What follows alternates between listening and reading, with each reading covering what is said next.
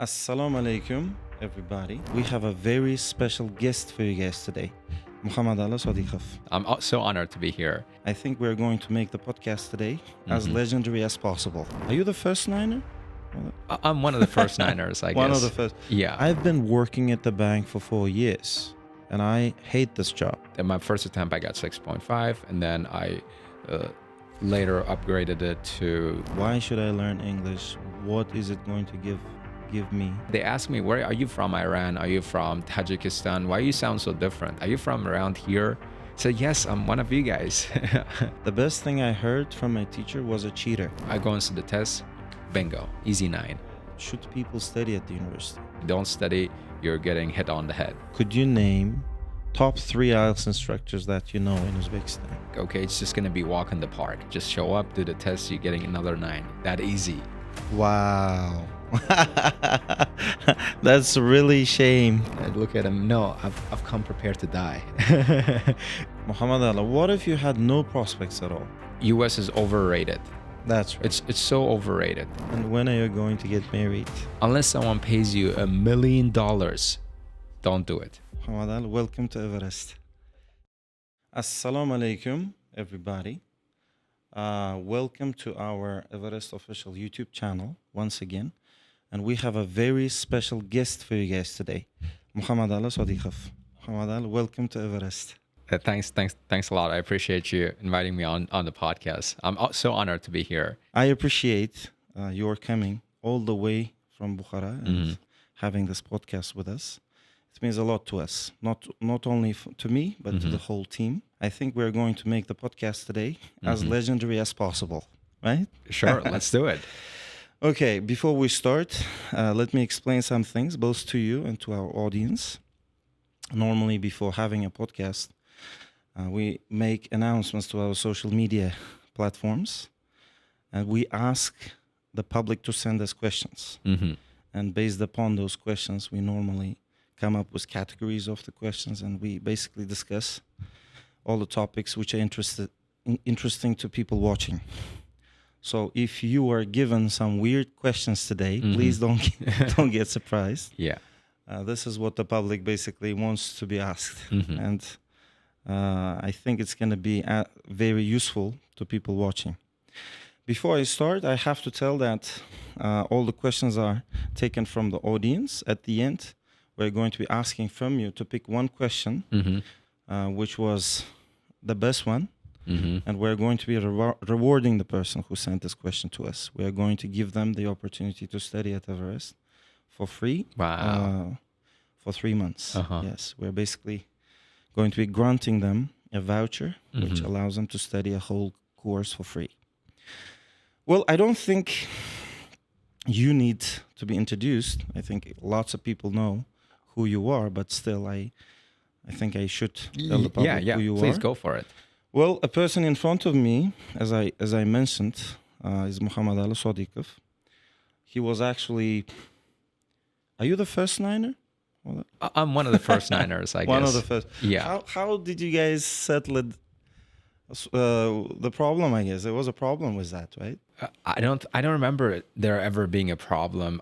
I actually got asked this exact question on one of my podcasts, Ad Astra School, and I think I settled that problem for good. Like, I really don't want to go back to that question again. So basically, the gist of my answer on that podcast was the other guy who also got a 9 back in 2023 in May. So in March, Mr. Begzod Mirahmedov.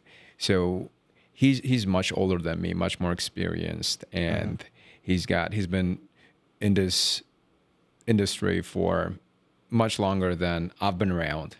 So yeah, it's only fair if he gets the credit for being the first Niner. So, and besides, this is not something I would really want to sort of argue over. That's hurt anybody, right? No, it's not really about hurting feelings. It's just I think I got better things to do with my time than argue with people. Yeah. To be honest, when Begzod's result came out, I found out his result first. Then your result came out for some reason. I thought that Begzod was the first Niner, and apparently you guys got got the result at the same day, right? So let me set the record straight. What happened was I set the test in February 19, I guess, 19 or 29. I don't exactly recall it. So when the results came out, it was CD IELTS. So results were out in 3 days.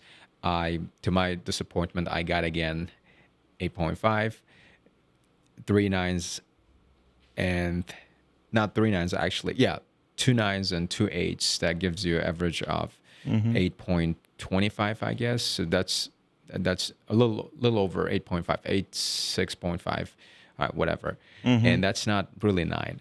And I was not clearly happy with my speaking results because I simply thought my speaking was underestimated. So I appealed the results, and the results came out on March 3rd. So technically you took the test before Big Zot did, right? Yeah. Right? Yeah. And you got 9 after the appeal results. results. After my results were revised. Great. Well, so I should say one of the Niners then, one of the first Niners, co-founder of Ad Astra Learning Center, based in Buxoro.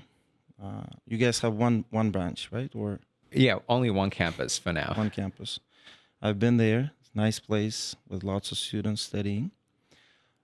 Plus, Mukhammadali is one of the most dedicated IELTS instructors who is always open to share his experience with anybody willing to learn from him. Thanks. And actually, this is what I myself value about you guys. When I was in Bukhara, I told about this. Yeah. And therefore, actually, this was one of the reasons I traveled to Bukhara. Well, I don't think we need any further introduction, right? Let's talk about your English language experience first. We had multiple questions about that. People are interested in how you started learning English and what has been the biggest benefit for you of learning English. So that's a double question. So let me first give you a backstory of how I got into English. A lot of people have this impression of me that I went to some American school, or I was brought up in an environment where I had a lot of exposure to English, or I had English connections, friends, or relatives who helped me get started on my English journey, or I had great teachers back in elementary school or primary school. But none of these claims could be further from the truth. So, I studied French the entire school time. French. I was not at school. Yeah, I was not taught English. It was only after I finished secondary school that I started learning English. Oh, really? Around the age of 13 or 14. Yeah, I didn't get a head start, unlike what most people think. They think Do you know anything of French? All I can remember is I can introduce myself like je m'appelle Mukhammadali, mon nom de famille Sodikov. And Bonjour. Yeah, bonjour. Parle français. Parle français. Yeah, that's about how much English I know. Great. And so I started with grammar. I learned grammar for about a year. And then I got into IELTS, pre-IELTS, IELTS. So that was about 2 years of being in the IELTS community and learning the ropes of IELTS. So in my first attempt, I got 6.5. And then I later upgraded it to 7.5 because I needed it for my university scholarship. So that is how I got started on my English journey. And the other question you asked me is what's always been what I've learned from learning. What has been the biggest benefit of learning? I honestly can't imagine my life not knowing English because it's so. Okay, let me put it this way. Language is a tool that gives you access to a world of information, which is the currency of modern world. So you don't have access to that information, you are cut off from the rest of the world. You're back in dark ages. So anyone out there who is trying to pull themselves out of that darkness and be able to connect with the world and not fall behind, then you have to pick up this language. Actually, this is the most precise definition to information. It is indeed currency of the current times. Could you be more specific about that? So, all right. Say you want to start your business, right? And you want to make pens, right? And to know what kind of pens to make and how many pens to make and how to advertise and who to sell to, you need to be able to access, certain individuals who might be able to get you that information, or you need to be able to do that. You can do your own research online and understand these things. And the vast majority of literature on all these things related to business, not just business, medicine, technology, or marketing, research, development, and all that. So the vast majority of research is in English, and only then it gets translated into other languages. And sometimes you can't find that information in your native language. So, which means unless you know the language, or unless you have someone who knows that language and who can act on your behalf, you are pretty much disconnected from that. If you're pretty much. Well, I asked this question because we have so many people out there who keep asking us, why should I learn English? What is it going to give me, etc., etc. Actually, you were right. People have to understand that they can't earn money without having information. And by having in order to have information, you have to know the language. But I want to put a quick disclaimer here. Learning English is only now like 10% of your job. It's not the really the be all and the end all. It won't guarantee success. Once you've learned English, you also need to learn how to, process information, because now we live in age of information, age of AI, and there is abundance of information. So even when you do learn English, it doesn't guarantee that you can land a good job unless you know how to navigate yourself through this world of information, right? Otherwise, you're just going to get drowned. Well, English is only a tool, and how effectively you use it is up to you, right? Now, people are interested in who your first English teacher was. Was your first English teacher? My first English teacher. Okay, I remember when I was in 4th grade, I took some English classes on and off, only probably for 2 weeks, and then I quit. And I don't remember that lady's name, honestly. So I got taught English for about 2 weeks in her house, and then I quit. So then I didn't have any English exposure until I was in 8th grade, when I got transferred to a different school where I was taught English for about 6 months, and I struggled a lot. When I say struggled, I mean big time, because I was put in a class where kids already knew English. They could write essays in English. So and there I was just sitting, have zero clue of English, can barely speak, and all I was doing, I was just cheating all the time, trying to not to fail my class. And I'm grateful I had a friend who helped me out a lot. So, but my stay at that school was short-lived. I had to pack my things and return back to my old school because I had some conditions. So there was no English after that until I was in high school again. So, to be honest, I'm really surprised to know that you have never had English class at school. You had French classes. So the level you are at, this profound level of English, is a matter of a talent then, right? What do you think? Okay, so to answer that question, let's define the word talent.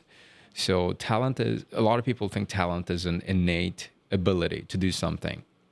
Well, if I attributed my success merely to talent, then I would simply be hiding the fact that there is so much work that goes into maintaining that talent, right? Yes, you might be given a little bit of that, push from your childhood, or you might have always had this passion for learning new things. But if you don't cultivate it, if you don't work on it, if you're not consistently working on your craft, refining your craft, then it's just gonna go away, right? So I mean, so teachers had little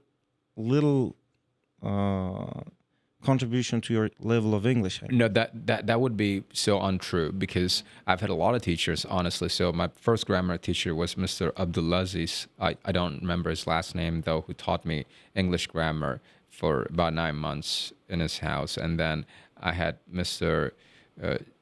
Murad Jurayev. I got to give him a lot of credit too. And I had a bunch of other teachers who were working under his supervision who helped me a lot, like Miss Nagina. I don't quite remember. Not Miss Nasiba Talib. And so I was taught by a lot of teachers, right? And they all deserve credit for their contribution to my success. One of our followers are asking about your teachers. What was the best thing you heard from your teacher? The best thing I heard from a teacher, guys.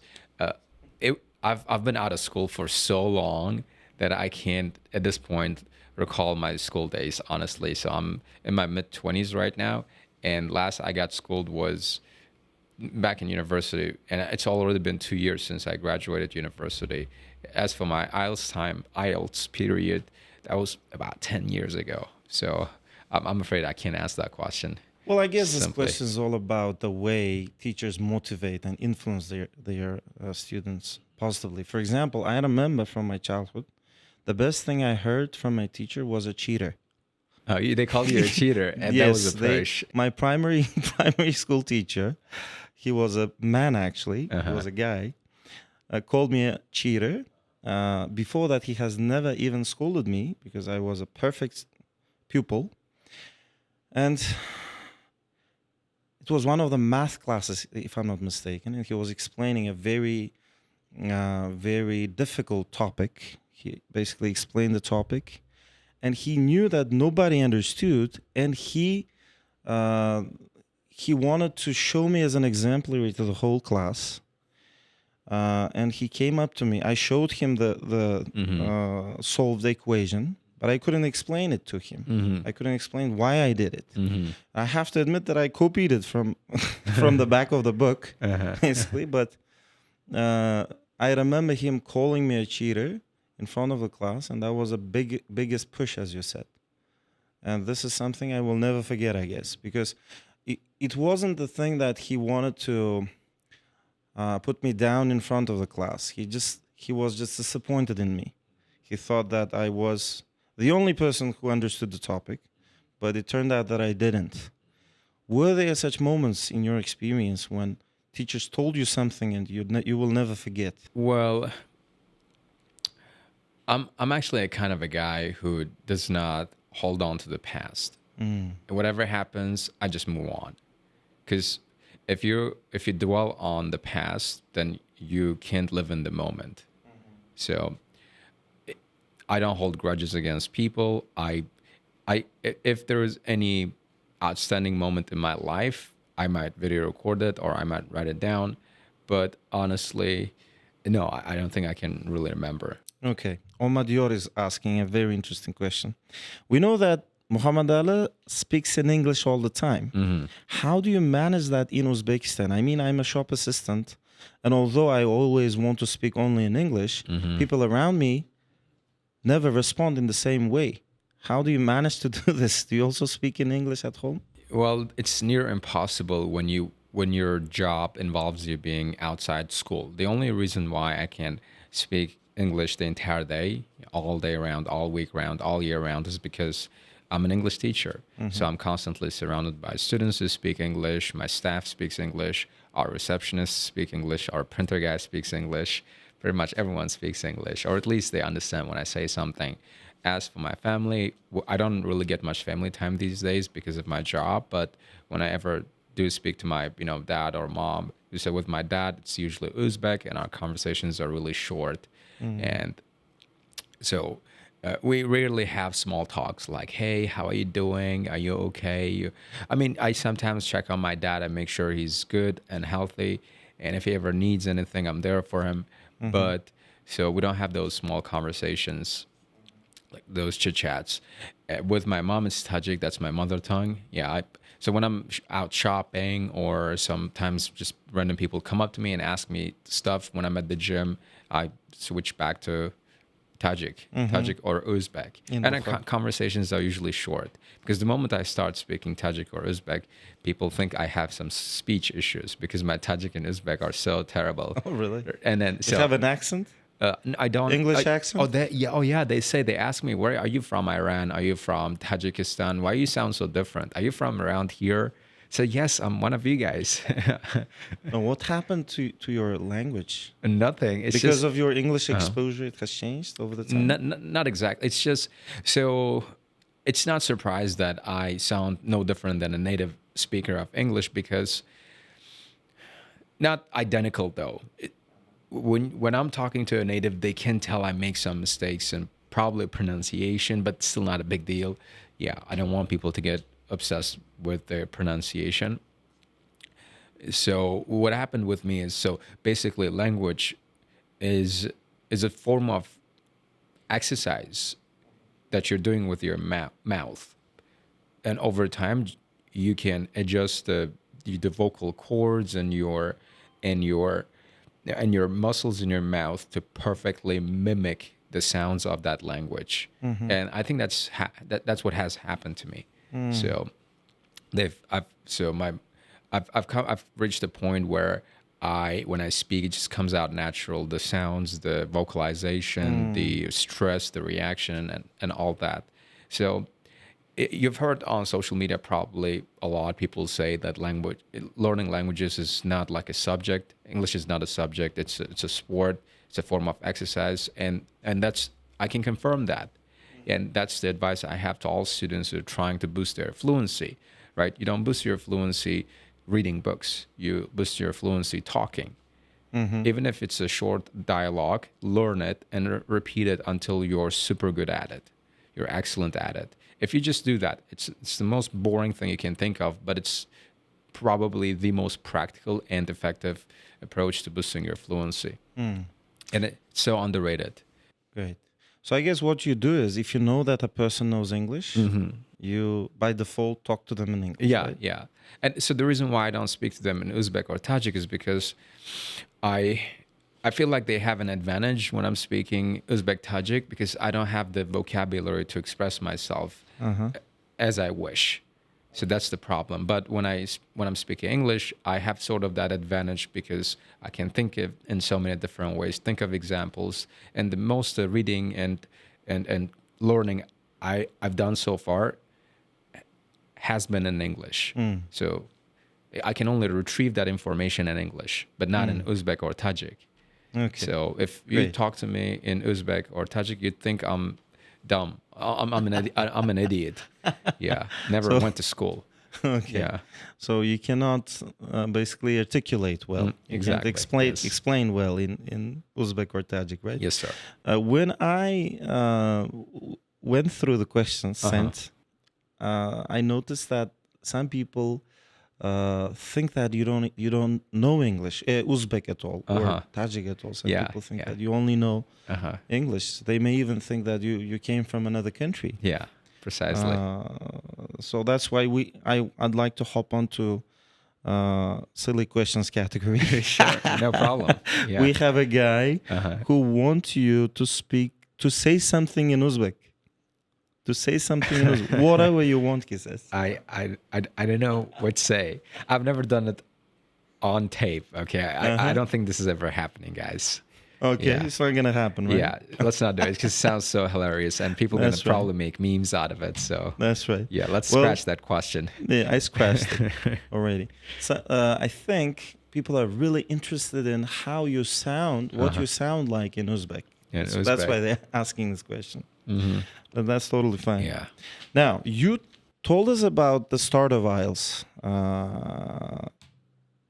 One of our subscribers have asked us, what was your initial motivation for taking IELTS and how did it evolve through your preparation? So, initial attempt at taking IELTS. What was the motivation? Well, when I had just started preparing for my IELTS exam, I didn't know what IELTS was at the time. I did it because everyone else was doing it.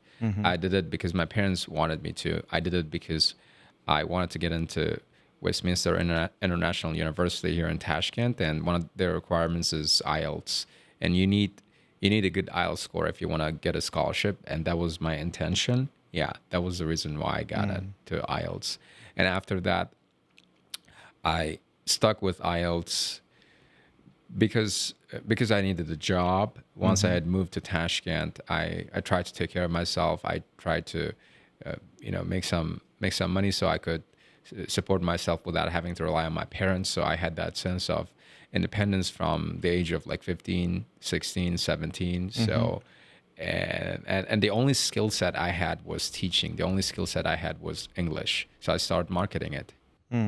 So you took IELTS in order to get into the university. What was the result, the first one? Okay, so my first IELTS score, like I said before, 6.5, and then 3 months later, I got 7.5. In 3 months, I made one score jump. I actually could have got better score in my first attempt. I got actually a half a point short of 7 in my first attempt, and I'm glad that happened, because if I had settled for a 7, I would have failed to get scholarship for a Wyatt. I would have lost, because the way it works with Wyatt exam is, so your IELTS accounts for 60% of the score, and math the other 40%. And here's what happened. So when I went to do the math exam at Wyatt, it was tough. It was the toughest exam anyone had ever done, because all the students, all those kids who had been cramming for math all those years were complaining about how tough questions were, let alone me, who had barely prepared anything for math. I only learned math for only 7 months, I guess. And I went on to score 46% on math, 46 out of 100. That's less than 50%. Okay. And because the exam was tough that year, the highest math score was 60%. Wow. Yeah. The year prior to that, the highest math score was 99%. Wow. Yeah.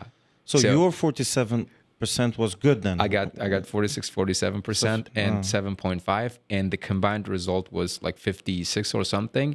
And the guy, and funny enough, I ranked the last.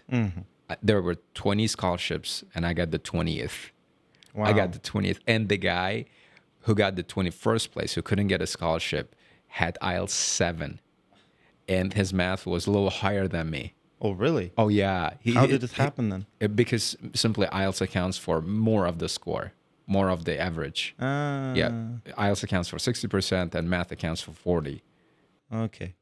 But So, if he had higher score in math and English, how come you got the scholarship? He had only 7 IELTS 7, and because IELTS, yours was 7.5. Mine was 7.5, and that's I thought why that you applied with 6.5. No, and that's why I'm saying I'm grateful that I got 6.5 in my first attempt, not 7. If I had got 7, he would have got the 20th place, and I would have I would have missed my chance to get a scholarship. And here's the twist: the guy who got the 21st place was actually my close friend. Oh, really? Oh, yeah. You prepared together? Oh, yeah. He actually helped me with my math. Did he study with you afterwards? No, he applied to different university, in-house university, and majored in, I guess, business, computer science and business. Yeah. Why did you choose Westminster? Wyatt? Because it was an obvious choice at the time. Best university possible. There's so much hype around it. Like back in 2016 and 17, there weren't all these private schools and universities you have now, like Webster, you have ACFA, you have Cambridge, I guess, Cambridge International University. So at the time, the only top universities, international universities in Tashkent were Wyatt, Singapore Management Institute University, I'm not sure, and INHA. Yeah, and Turin, you had Turin as well. These 4 universities. And there was so much hype around Wyatt, and everyone thought that some of the genius, smartest people in Uzbekistan go to Wyatt. Okay, so did the university meet your expectations as you started studying there? Yeah. It actually, it is. It really is. I think I wasn't at the time mature enough to take advantage to make the most of the opportunities I was afforded at that university at the time. I was not mature enough because I spent most of my time euphoric because I had got a scholarship. Yeah, I was overjoyed. I thought because I was shipped to a group with a bunch of other guys who won scholarship, and it was named scholarship group. So I thought I belonged to an elite club. I didn't. At the time, I So didn't realize what that exactly do you regret about? What could have you done? differently. Yes. I wish I was more open-minded at the time, and I didn't see the world through my personal biases. But I don't really regret that period, because even if I wanted to, I couldn't have done those things because I was simply not a mature guy. Because I was from little town Buxoro, not a big place, and I went to an outskirts school. Yeah, I didn't socialize much. I didn't have many friends. I didn't have big ambitions. I cared more about just having fun, and I guess just watching movies and TV shows, and I was just trying to fit in. That's it. That's all. I cared so much about what my friends thought of me. I always seek their validation. But now I'm past that age. So, yeah. For some reason, I think that Westminster is the best place for networking, to make good friends, to meet people who have great potential in certain fields, for example. Is this true? So I think here's how you can measure how successful or how good a school is. So you can measure how successful, how good school is, and that's just my personal opinion, based on how rigorous their admission process is. The more rigorous the admission process is, the more it means they're trying to filter out, weed out all the bad apples and keep the good ones, and create the best learning environment and the most competitive environment. I think they have this So at WIUT, if, right? if a university admits students with IELTS 5.5, that means they're not interested in getting you the best education. They just want to make money. That's right. Yeah. But this is what's happening with Westminster right nowadays. It is possible to get in with 5.5, I guess. Yeah, but still, you have to get good grades. If you don't get good grades, like over 40%, you might get expelled. That's right. You might get expelled. That's right. Have you ever thought of applying for an Uzbek university? I actually did apply to an Uzbek university, and I got in with a scholarship. So I won 2 scholarships on the same Which university? Bukhara State University, tourism department. Great. Yeah. And my parents were shocked because they never thought in their wildest dreams I would get into any of the schools, any of the universities in Uzbekistan, let alone WIUT, because they used to get a lot of complaints from my teachers, especially my math teacher. Every time my dad would go to see him, he'd be telling my dad, your kid is not going anywhere. He's not getting in. He's not getting in. All right. You should be lucky if he gets in on tuition fee basis. For some reason, they underestimated your potential, right? No, I think that my teacher was justifiably worried about me because I was somewhat of a slacker at the time. I wasn't really about studying. I was sort of distracted and euphoric, like I said, because I thought getting a 7.5 meant a lot. And I wish someone, gave me some kind of a wake-up call. But I think I'm lucky enough to have realized that on my own. So somewhere a few months before my university exam, I pulled myself together. I said, okay, now set aside all distractions. It's time to study. We have all the fuzz about university degree, diploma being not necessary nowadays, things like that. What do you think? Do you think academic degree nowadays obtained at the university is important? Should people study at the university? Oh, well. And what they get from it? My answer is yes. So if you asked me this question a year ago, I'd probably say no. But now I've become more convinced after having talked to different people from different walks of life. I've come to understand that without university education, you don't know you don't understand the mechanism of this world, like how things are run. And you don't have access to people who help you to get ahead in life.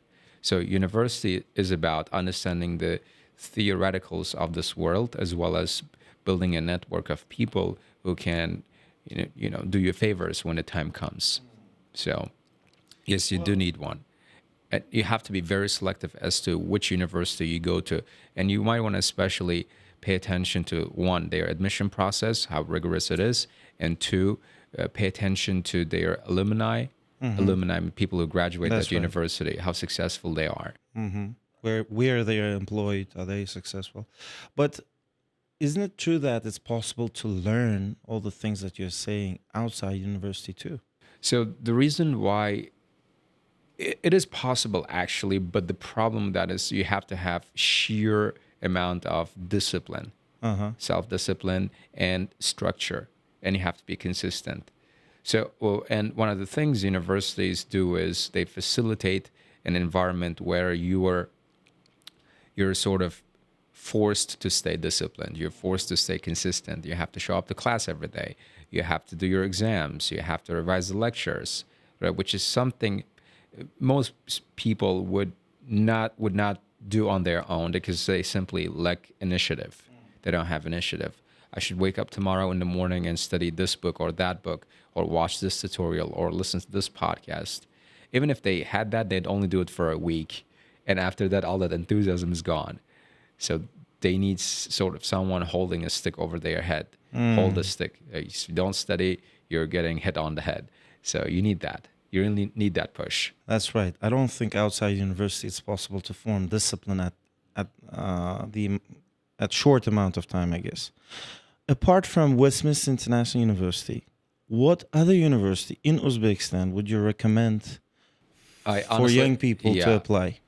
I honestly can't speak to that because it's one of the questions. Yeah, I honestly can't speak to that because I haven't been to many universities. The only university I had the privilege of going to was Wyatt, Westminster International University. But I'm sure there are a lot of good schools in Uzbekistan too. Yeah. Did you consider studying abroad before applying for Westminster? Oh yeah, for sure. I actually wanted to go to Korea with my friends, but at the time my parents didn't like that idea because they thought I wasn't mature enough to. We probably wouldn't be able to afford it because it was expensive. Yeah. But you did apply, right? No, I didn't apply. It simply crossed my mind, but never took it seriously. Okay. Do you keep contact with all your university friends? Maybe, or even some of them? The only guy I talk to is Alisher. He's my close buddy, yeah. How about Dilmurad? Oh, he was on the podcast the other time, yeah. He was on the podcast the other time. You studied together, I guess, right? Yes, sir. We went to the same university, same department. We did assignments together. We had a group work. We actually had two or three group works. Him and our one other friend, and a bunch of other ladies. So we did a group work. We presented our topic. They actually once went out to have fun, but I couldn't join them because I had to go to work. So yeah, he's a great guy. You guys are very alike in terms of mindset, in terms of way of thinking, attitudes towards things. Do you notice that? Yeah, I guess you can say we're cut from the same cloth. Me and him. Yeah. Great. Now that's a very good expression there. Yeah. I learned cut from the same cloth. Cut from the same cloth. Wow. Let's talk about IELTS 9. We have lots of questions. How many years did it take from Mukhammadali to get 9 from IELTS? Salahuddin is asking. Okay. So I never had the intention of getting 9. Until 2020, I guess 2022, when I got overall 8.5, half a point short of 9. It was in July, a few days before my dad's birthday, and when the results came out, it kind of actually went viral. So I got 3 9s and 1 7.5, and that was paper-based IELTS. Yeah, I think I actually could have got overall 9 in that attempt. It's just my writing wasn't up to much at the time, and only then I was convinced that it was possible to get overall 9. How did you feel when you got how did I feel? At the moment you found out about the Okay, news. so number one realization I made was not to stress so much about it. Yes, if you just learn how to settle down, set your mind at peace, then everything will work out, hopefully. So that's number one lesson I learned, because all the other attempts I'd be so much panicking. I'd be panicking so much and worry a lot about the outcomes. But then once I put on my chill attitude, I said, okay, don't worry. You got this under control. You can do it. If not this attempt, next attempt. If not next attempt, then whatever.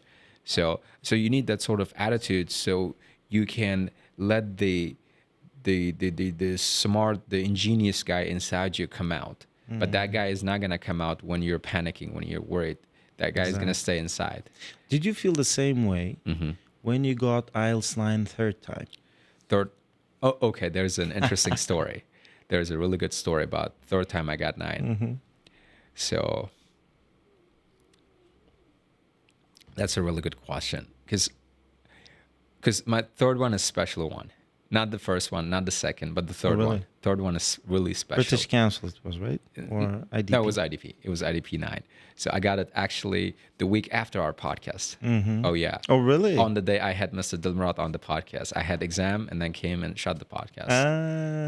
I remember you telling me about that. Not exactly, though. You told me that you took the test, I guess. No, I never made it public. Oh, really? Yeah. I don't know. Or maybe you talked about the second attempt. Yeah, second attempt was long time ago. Anyway, so here's what went down. After I got my second 9, it was 2023 April, I guess April 30th. I said, okay, now I'm gonna chill for another month or two, and then maybe retake. Right, which is what I did. I had this tradition of sitting the test once every 2 months. Once every 2 months with that space, not like every week, not like every day. So like, why waste all that money, right? We did have a lot of actually free seats. I could have done that, but again, that would be just a waste and pointless. Not to mention pointless. And so I said the test. I was trying to get my third 9 in, I guess, late June, and I felt so miserably. I got barely 8.5. I went from getting my second 9 to getting barely 8.5, and I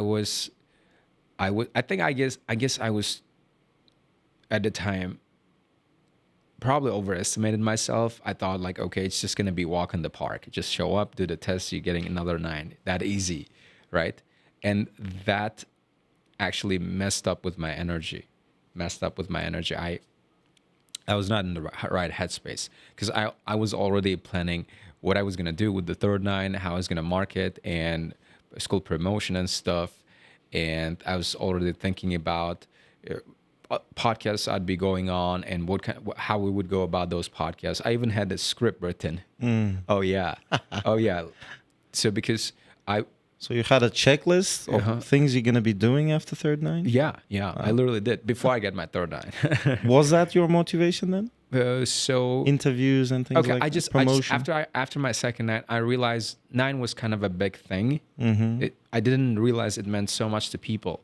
I thought it was just an IELTS score. I just thought it was just a standardized test. But after seeing all that hype and reaction from people, the amount of excitement, I said to myself, well, if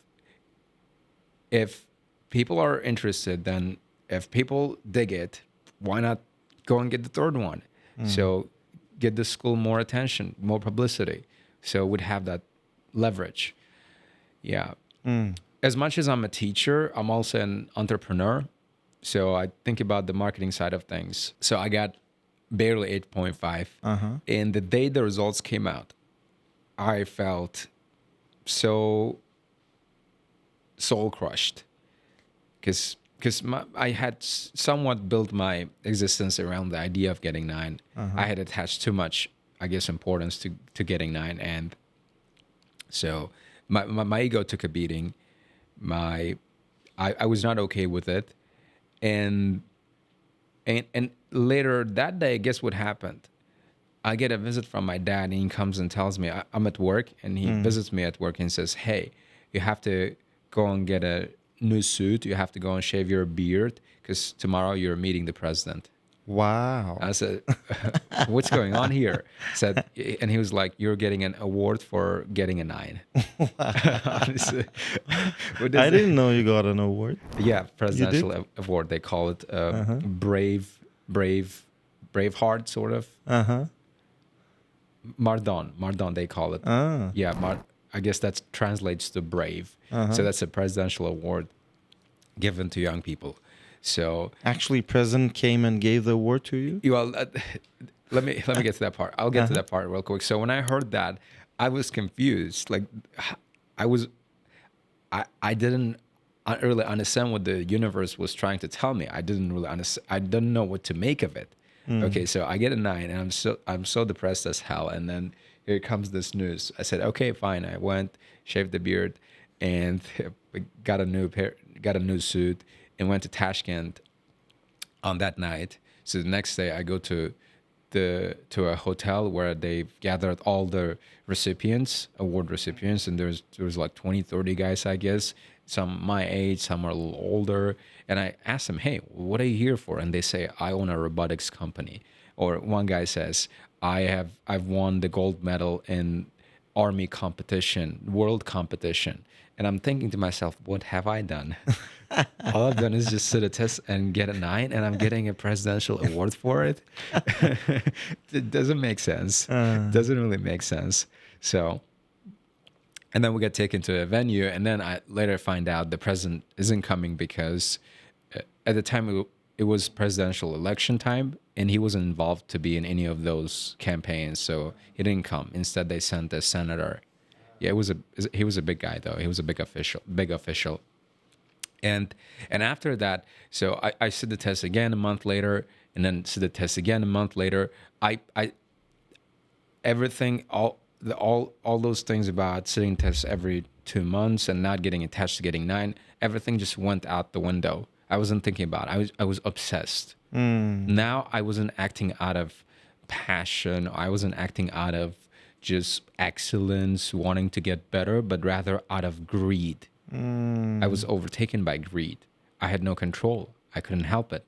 And I didn't realize it until November, when by which time I had set the test probably like 7, 8 times after my second 9, and still hadn't got my 9. And on 2 of those occasions, I had 8.5, half a point short of 9. I missed it twice again. And I had to stop and reflect for real. I said, okay, now you need to calm down. What is going on? Right? Maybe it's your sign. Maybe it's your sign that you're doing something wrong. And I took it as a sign. And it worked. I said, okay, I'm not sitting a test. I did sit the test in January, though, once again with my friend Alisher, because he asked me to. So after that, I did not sit the test for another like 3-4 months, I guess. I took a long break. Well, and it worked. It worked. I come back in April, late April, year after I got my second 9. Exactly a year after I got my second 9. I go and sit the test. Bingo. Easy 9. Great. Easy 9. And that taught me a lesson. So everything you do, you have to have an intention. And you have to have good intention. Right? And I didn't have that good intention. So and that was a very important lesson. It took me 1 full year to learn that life lesson, but it was by far one of the best lessons I've learned in my entire life. Do you wish to take it again? Yeah, for sure. As long as I'll be involved in IELTS and teaching IELTS, I'll have to do it for professional reasons. So it's like a level check. Just to make sure my skills are still up to much. I haven't lost my edge. And I'd recommend any IELTS teacher working right now to get in the habit of taking tests maybe once or twice every year, maybe not as often as me, because they may not have as many privileges as I do. So, but anyway, you see, with public schools, they have a level check too. Yes. Public school teachers have to sit a level check test once every year. And why there isn't one for IELTS teachers? In fact, we have this policy at our school. If teachers don't upgrade their score, or at least renew their certificate once every year, they're not going to have a job. Oh, really? Or they so might. strict? They'll get a pay cut. Pay cut? Oh, yeah. Even? So their pay rate goes down. What if they already have a decent IELTS score? It doesn't matter. Like 8.5, They have to prove themselves again. That's very harsh, I think. It's not harsh. It's very professional. Because a lot of teachers, once they get their 8.5 or 9, they just get comfortable. Yeah.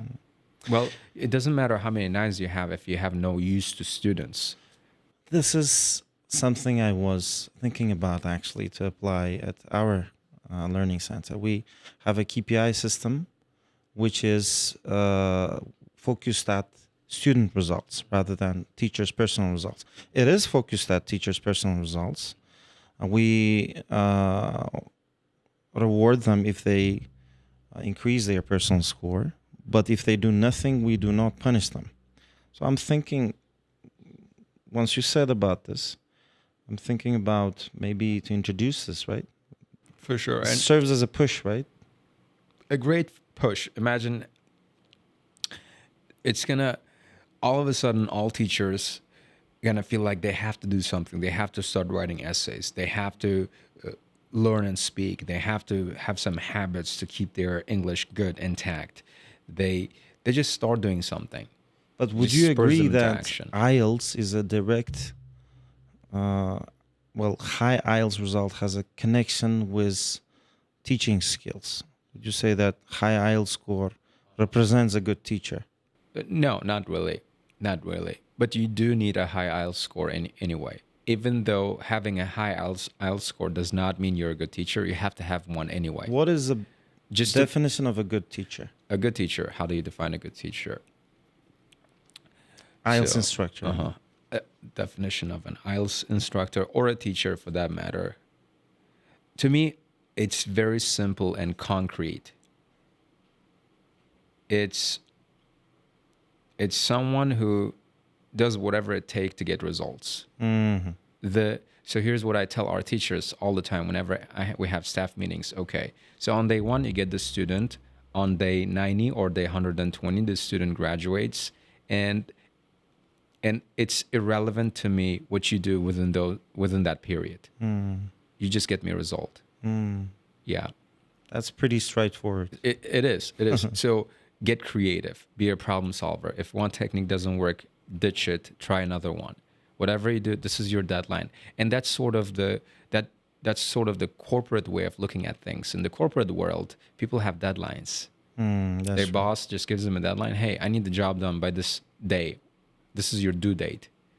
So it doesn't matter if you cancel your family party to do it, to get it done, or you can party all the entire time and do the work the final day.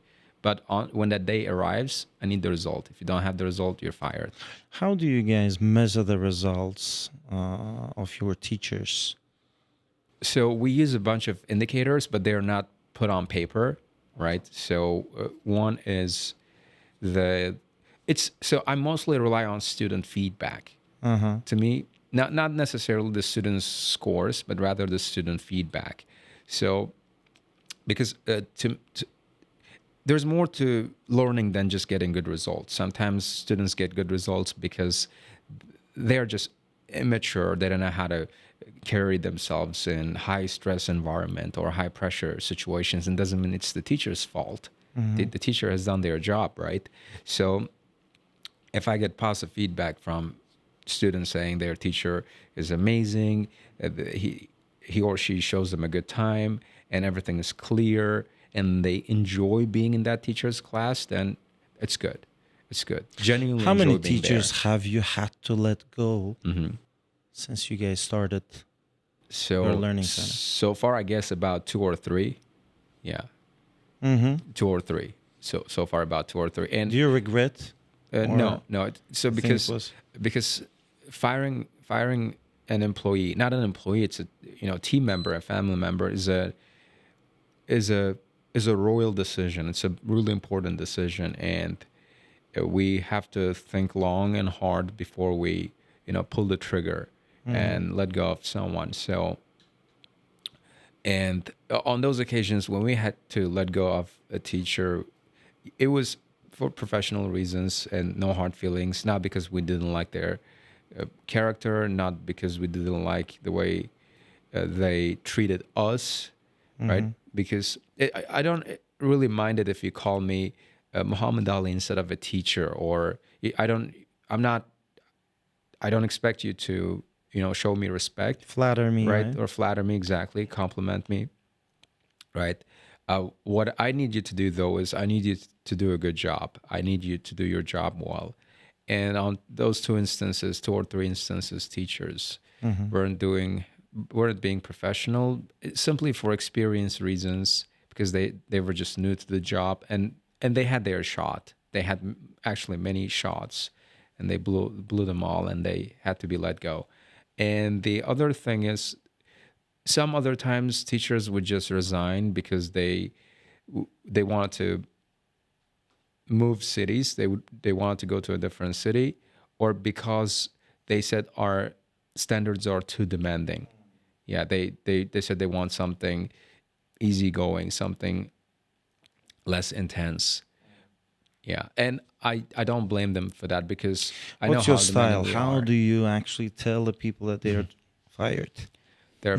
It's simple. So I don't. Do you make that decision, Yeah. or together with Alicia? Well, you guys? me and Alicia make that decision together, but I'm usually the one who breaks the news. I'm not Alicia. So I'm in charge of hiring and letting go of people. So the HR department, that's me. Marketing department, me. And the podcast Great. department, me. The same with me. Yeah, like you said, our school is actually big. It's not big, and we can't afford to have a lot of people at this point. So, yeah. So we just sit down for a chat, and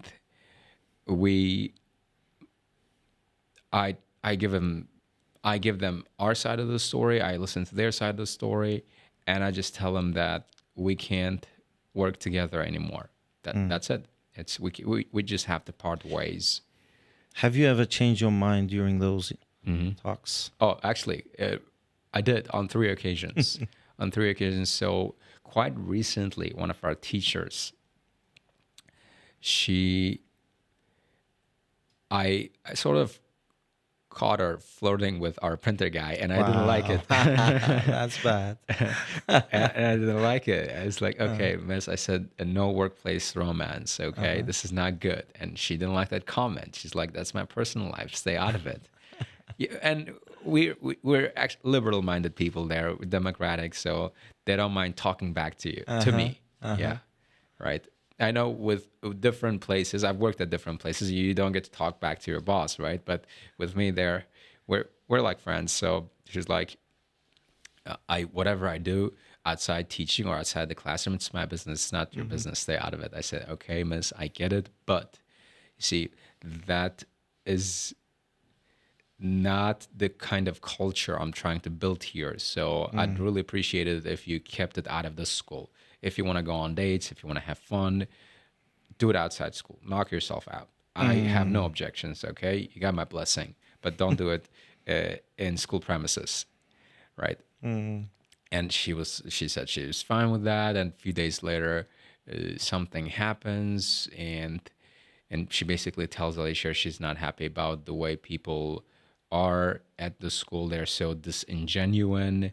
So she made pretty mean remarks, and that she was having second thoughts about working at our school. She was thinking about quitting, and it didn't really sit well with me. It really rubbed me the wrong way. So Alicia comes to me and says that, and I say, okay, people don't quit us. We let go of them. I said, I'm not waiting until tomorrow. It's pretty aggressive. Yeah, because I didn't get angry. I just didn't like the fact that she wasn't appreciative of the fact of how hard we're trying to build something good there, and that, because you see, with our teachers, they get some of the best students in town because we have rigorous admission. This is one, and they get paid on time. We're never late on payment and on their salary.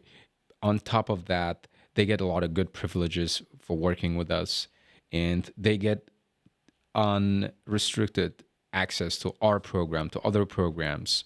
So, and supportive staff, and everyone's so loving and caring, and no one holds a grudge. And I guarantee you can't find anything like that anywhere in Bukhara, maybe in Uzbekistan for that matter. And she didn't appreciate that. So I said, okay, I'm not putting up with it anymore. So I revoke all her access from all chats. Say, okay, we're done. We can't be friends anymore. Come and collect your pay tomorrow. And she was not happy about that either. And I realized at the time I was a little pissed. It was not the most objective decision I had ever made. So, and then the next day we go back and forth. We're chatting.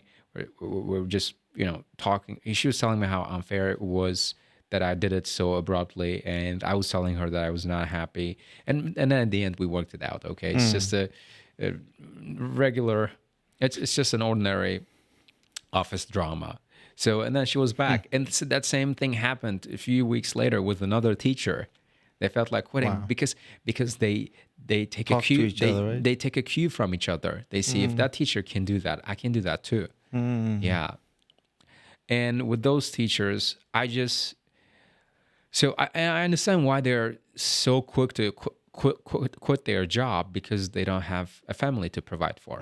Yeah, because they're universities, they're still in university, or they're still in high school, but we don't have any high school teachers. But still, they don't have to worry about paying the bills. They don't have to worry about taking care of their kids, right?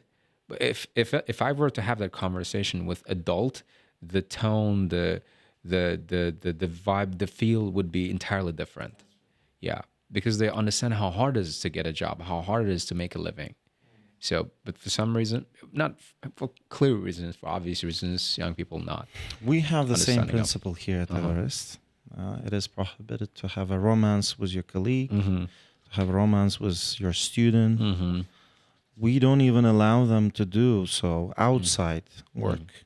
Oh, well, this is harsh though, because outside work though, like it's their personal business. Still, if you do it outside, you would definitely do it at work as well. Well, right? How do you avoid each other, for example? Right. Chances are you still feel somewhat emotional, sentimental in their presence when you're teaching, but if you can act professional, okay, I've never said it on record, but I'm gonna say it. So there was one time I went out on a date with my student. Yeah. Wow. Tell me more about that. Yeah, that makes it an exclusive interview, I guess, because I've never said it on record. Yeah. It was. She was about my age, and we kept it short though. After it was, I didn't even know why I did it. I think I was still immature at the time it happened. It was a few years back actually, when I had just graduated university, and after like a couple of dates, I just realized it was a distraction, and I'm so lucky to have realized that early on, because with a lot of people, they just can't give up on that emotional support and that those sentiments. So I had the sort of the maturity by that time to pull myself together. I said, okay, I need to be focused on my job. I got big things coming up. I can't be distracted on this mushy stuff, going out on dates with people and texting back and forth. This crush of yours, did you fall in love with her before she became your student or after? I was never in love. I've never been in love with anyone. But anyone. Why do you go on a date with her? Just to find out about each other. That's it. Wow. Yeah. Well, to be honest, I consider it to be against the teaching ethics to actually look differently to your students. Well, I have to admit that I got married to my own student, but when she was my student, I never thought about it. Afterwards, it turned out my mom recommended her. It turned out this way, but anyways, I teach our teachers, even if you fall in love with her, with a lady or with your student, do not come open about it until she graduates. Wait until she graduates. Wait until she gets a good score. Then tell your parents to go up to her parents and find out whether they are ready to give you their daughter. And well, my principle is that parents have to work it out, not you. Well, it's a big topic actually. Good question about your IELTS 9. Javlon is asking, many people who know you and Alisher thought that Alisher would be the first to get 9 in Buxoro, because since 2021, Alisher has tried to get IELTS 9 multiple times, many times, but you achieved band 9 before him. Can you talk about this? How you felt about it?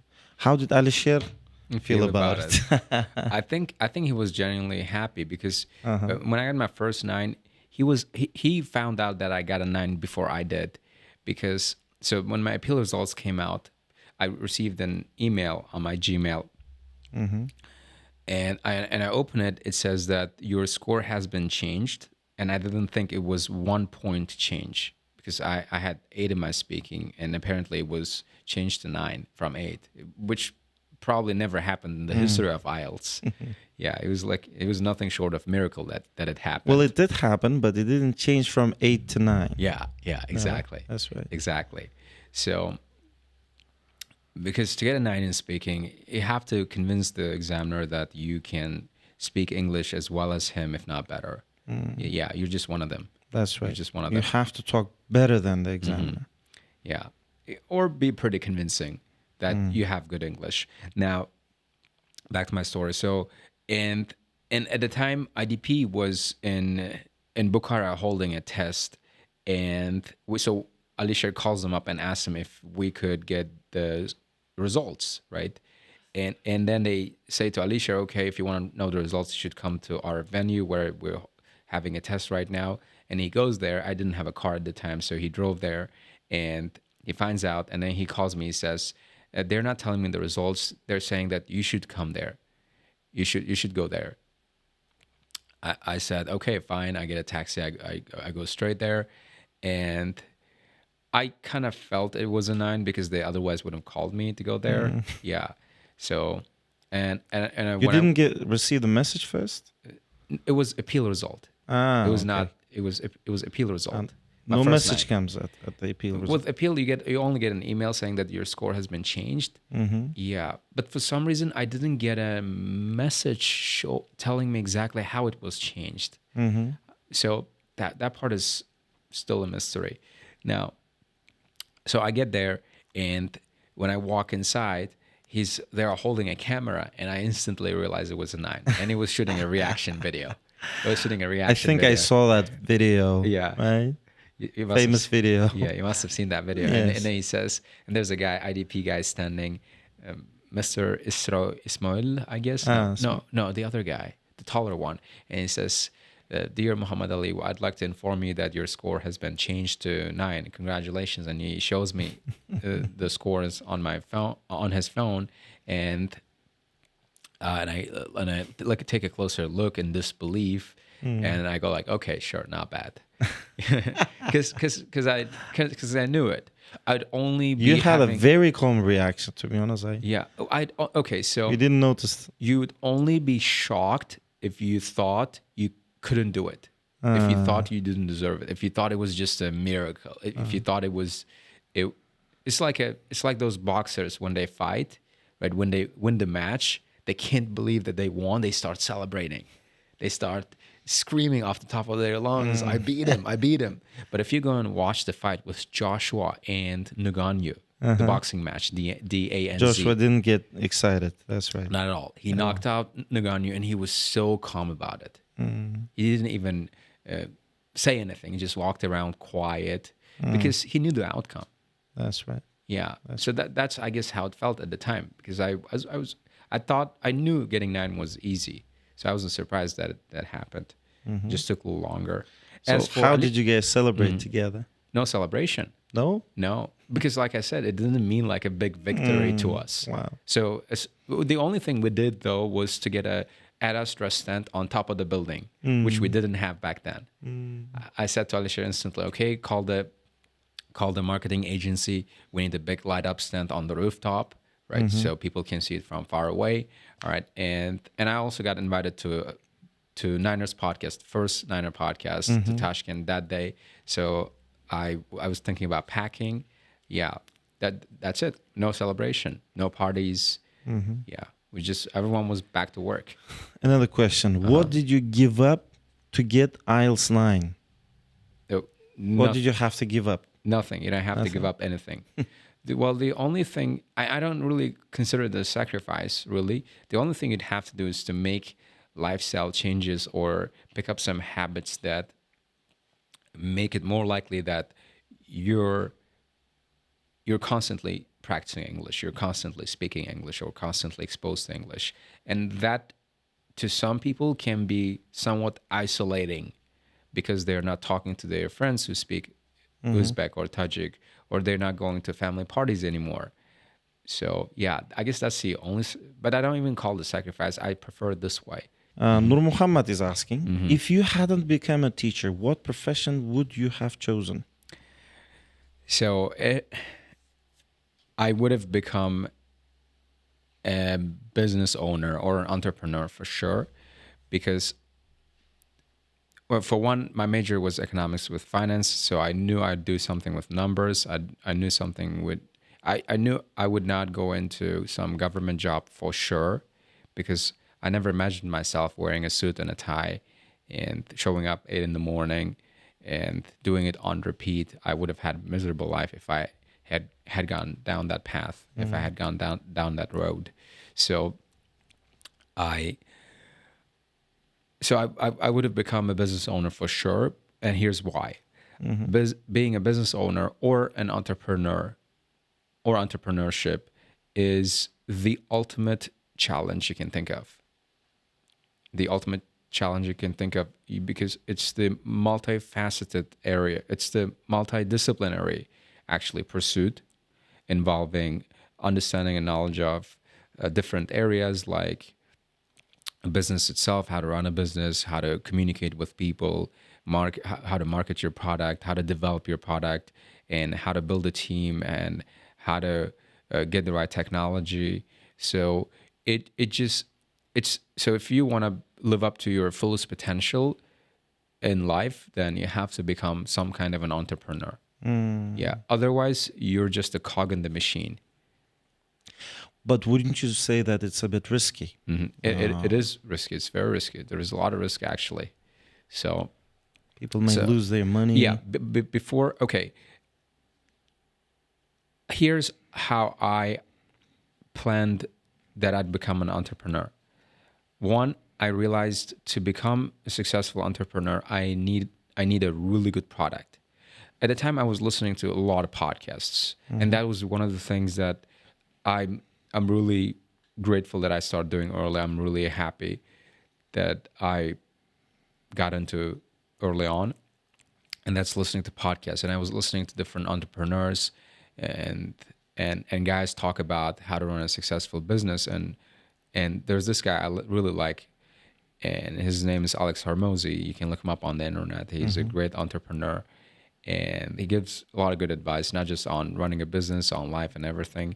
So one of the things he said is, to become a successful entrepreneur, you don't have to be the next Steve Jobs. You don't have to be the next Mark Zuckerberg. You don't have to be the next Elon Musk. You don't have to be Bill Gates or none of those guys. Just do what everyone else is doing, and just do it 10 times better. Exactly. Just do what everyone else is doing and do it 10 times better. How did you guys come up with the name, Ad Astra? Ad Astra. Ad Astra. Ad Astra. It was initially when I came up with this name, when me and Alicia came up with this name, the other people, they didn't like the idea right away because they thought it was such a bizarre name. It's not even English, right? So I got the name. Where did I get the name from? Our biggest inspiration is Elon Musk, for sure. He has a school named Ad the Astra. same name, yes, right? He's got a school named Ad Astra. I just like the meaning behind this name. It comes from Latin, means to the stars through hardships. To the stars through hardships, and everyone knows that stars are hard to reach. Well, I'm interested. You run your business with your friends. What are advantages and disadvantages of that? So far, I can only think of advantages. I don't think there's any downside to running a business with a friend or a family relative. What you're getting out of a family relative or a friend is that trust you've built over years, long before you got into business. You know each other well. You can count on each other, and it's probably one of the most important things you need when you get into business. You need people you can count on. You need people who you can trust your money with, you can trust your decisions with. So, and there are not that many people out there because everyone has their own agenda. They have their own priorities. And you're in luck if you have someone with whom your priorities, your agenda, your interests align. Find those people, like-minded people, and build something together. And that alone puts you in top 5%, top 1%. Do you guys ever have disagreements, problems? A lot on a daily basis, But we just sit down and talk everything over like reasonable people, reasonable men. So we never let the emotions get in the way. So as far as I know, you guys have divided up the functions at the workplace, right? How did you guys manage that? So out of your strengths and weaknesses? Yeah. Labor division is purely based on our strengths and weaknesses. I sort of specialize in what I'm good at. I sort of only do the things that I've had built experience around, and he does things that he's good at. For example, he's a people's guy. He's a people's people. No, that's not. Yeah, that's not the correct expression. He's a people's person. So what that means is he's really good at dealing with people outside school. So he's in charge of getting us electrician or plumber if anything breaks down, and he's also in charge of. He's also our sort of liaison officer. It's like a mediator between our school and other agencies like IDP. So if there's a problem, he's the one who reaches out to them, not me. And me, on the other hand, I'm in charge of more the school stuff like academics, the curriculum, hiring staff, and school promotion. And yeah. Okay. Why did you co-found Ad Astra at first place? And what was your main motivation? We just wanted to have our own thing. That's it. We just want to have our own thing. Having your own thing means, so I guess our biggest motivation was independence and freedom to do whatever you want. So we realized working for other schools doesn't really give us that much freedom and independence. So if we wanted things to be done our way, then we needed our own place. We could not do it.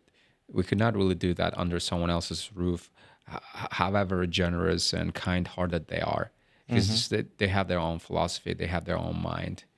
So, Javelin is asking. I don't think he's aware of the actual relationship you guys have with Millennium. Therefore, he's asking. I think it's better to talk about this. Sure. You and Alisher became well known through Millennium, and local people living in Buxoro know you because of Millennium. If Murad Juraif asked you to come back to Millennium in the future, what would you do? Would you return even if you have Ad Astra? What about the future of Millennium and Ad Astra? So that's a really good question. So let's just say Millennium and Ad Astra are like cousins. We're like cousins. Yeah. And so... Well, I guess people don't know that you guys are partners with Murad Juraif as well. Yes, we are. Yes. And he's one of the stakeholders in the business. He's one of the angel investors. If it weren't for him, we would not have Ad Astra right now. So he deserves a lot of credit. So props to him. Now, as for his request to come and join his team, we would love to be part of. In fact, we're right now teaching their staff. So like half their stuff comes and takes our program. Wow. Yeah. So they're graduating this August. We've trained a lot of their teachers. We've guided, instructed a lot of their. In fact, like 80-90% of their teachers are our former students. Great. Yeah. Another interesting question. You guys have two main teachers at Ad Astra, and one of them is not a support teacher, two main teachers. Why have you decided to do so? What's their function? How does the system work? Okay, so that's a great question. So here's why I don't believe in such thing as a support teacher. I actually got asked this by students a few times. They asked me, teacher, why don't you have a support teacher? And here's what I usually tell them. I tell them, support teacher is proof that the main teacher is not good enough. Support teacher is proof that the main teacher is not doing their job. Why would you need a support teacher if the teacher did everything? And they would say, well, teacher has a lot of responsibilities. What responsibilities, right? Is it checking students' work? You have to check the students' work yourself. That's right. Because he's your student, right? You're responsible for his results. So say the results, the student's work gets checked by another teacher, right? And they give some score. Do you really trust that, right? And are you really confident in that teacher's skills, right? Or you see all those little things like the way you discuss students' word list in the class, or the way you guys check their essay, and all those little things make up the whole experience. And I think splitting that experience among different teachers would be counterproductive, right? Probably, yeah. We do have an essay check teacher, me and Alicia, but we don't call it support. We just call it, because we only need his help to check essays, and he doesn't even check the essays himself. He uses ChatGPT to check essays. So his job, so he's not technically not even a support teacher. His job is to take students' essay, put it on ChatGPT, ask for mistakes, feedback, and band score, copy paste it on the Word file, and upload it back on the chat. Wow. So that's not what I call support teacher. It's just we're outsourcing a mindless activity. I could have done that myself on computer, but I don't do it. And you might be thinking, well, why don't you just let the student do it himself or herself?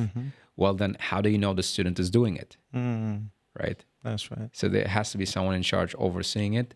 So technically, it's not a support teacher then? No. It's like having a receptionist, like an extra receptionist. Well, that's a good point, actually. We also have assistant teachers appointed to a certain teacher at our learning center. Well, you actually pointed out a very important thing. It takes away responsibility from the main teacher. Exactly. And also makes you less efficient because you're wasting space, money, resources, all these things.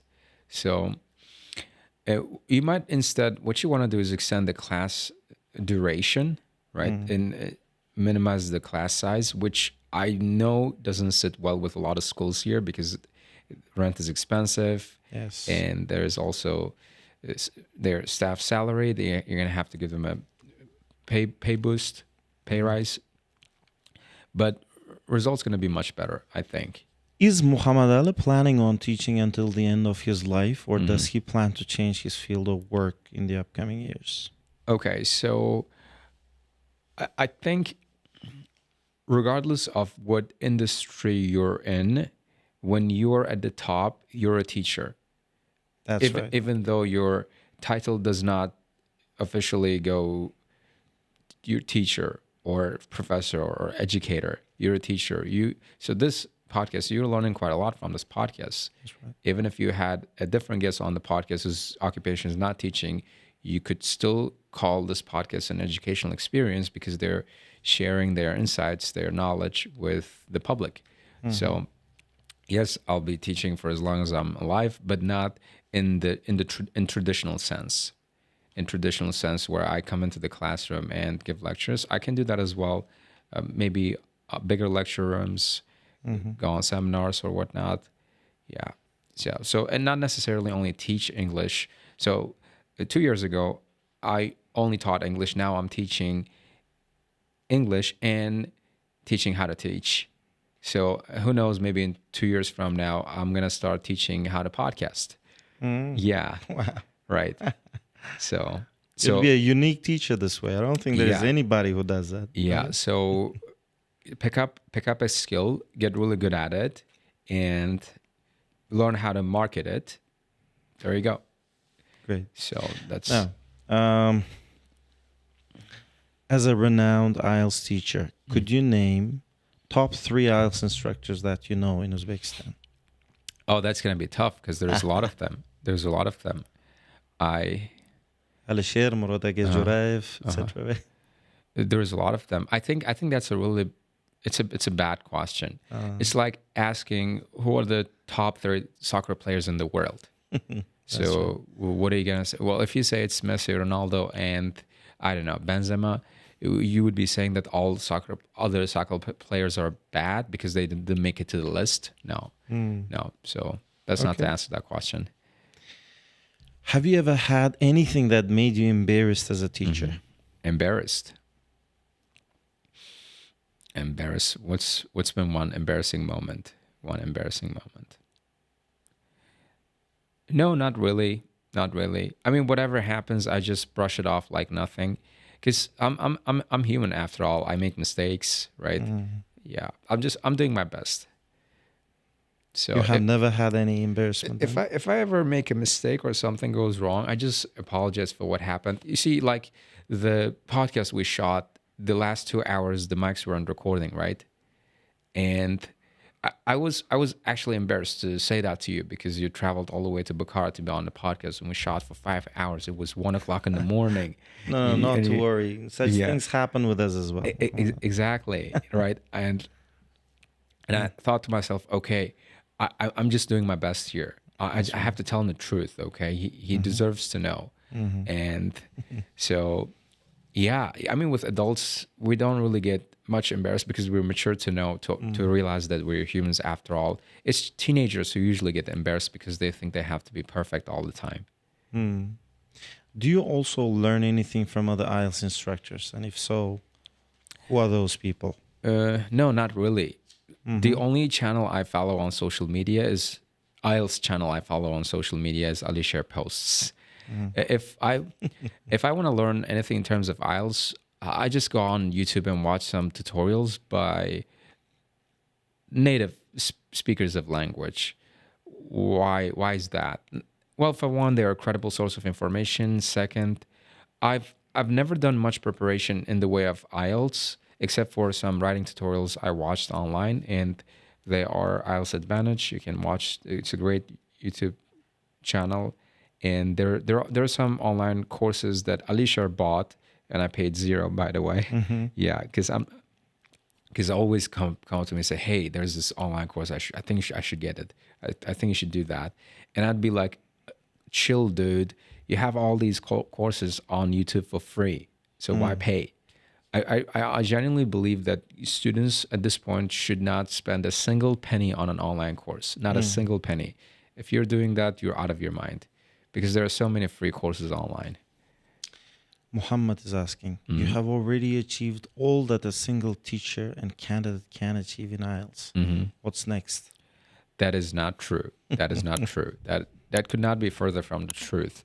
So what have I don't have a Band 9 student yet, right? That'd be an even bigger achievement, I think. Exactly. So I don't have quadruple nines. I got a lot of things I got to do as a teacher. Writing 9. Yeah.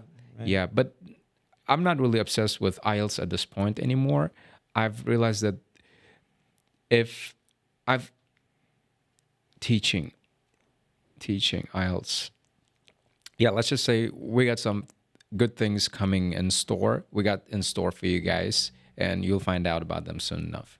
Yeah, you'll find out. What's your biggest ambition as a business owner? Biggest ambition would be, my biggest ambition would be to build a private school. Not really private school. So my philosophy has changed over the years. At this point, my biggest ambition is to create a meaningful product. When I say meaningful product, I mean meaningful experience. I don't mind how big or small it is.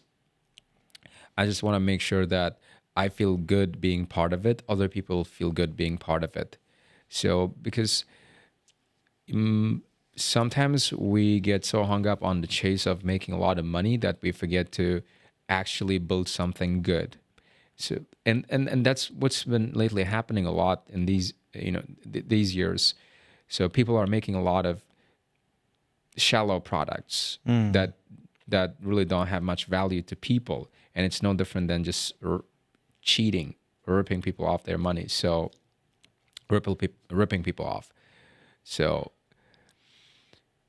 So what I want to do is just to create a meaningful product so I feel fulfilled. And that's really important to me. And that's my biggest business ambition. In our case, in our field, what would define a meaningful product? So meaningful product is having a school where students feel, number one, students feel most comfortable and fulfilled being at.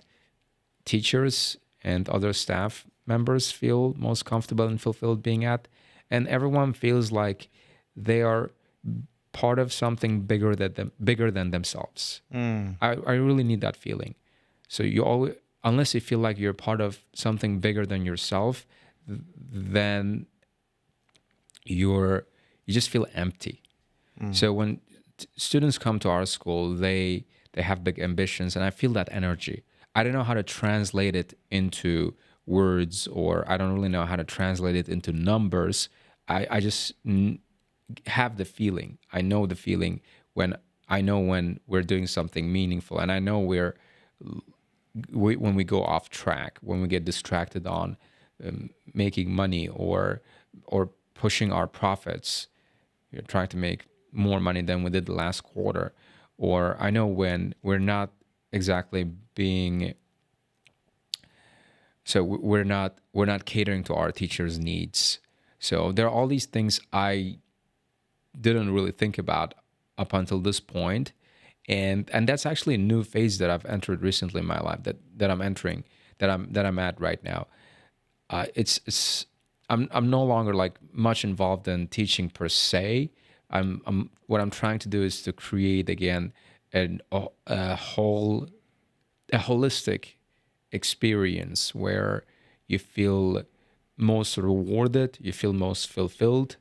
When I say reward, I mean both financially and all other senses you can think of, right?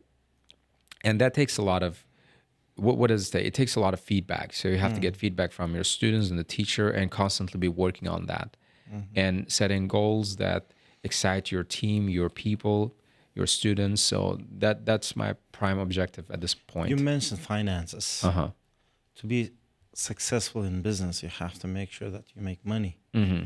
So has your priority changed since you became a business owner? What's your attitude towards the money you're earning? So what do I think of money? I think when you're confident in your skills, you just realize you just know money is just a tool, because and that it's something within your reach. When you have the skills and when you're confident in your skills, it's always within your reach. In business, what's more valuable than money as a resource? It's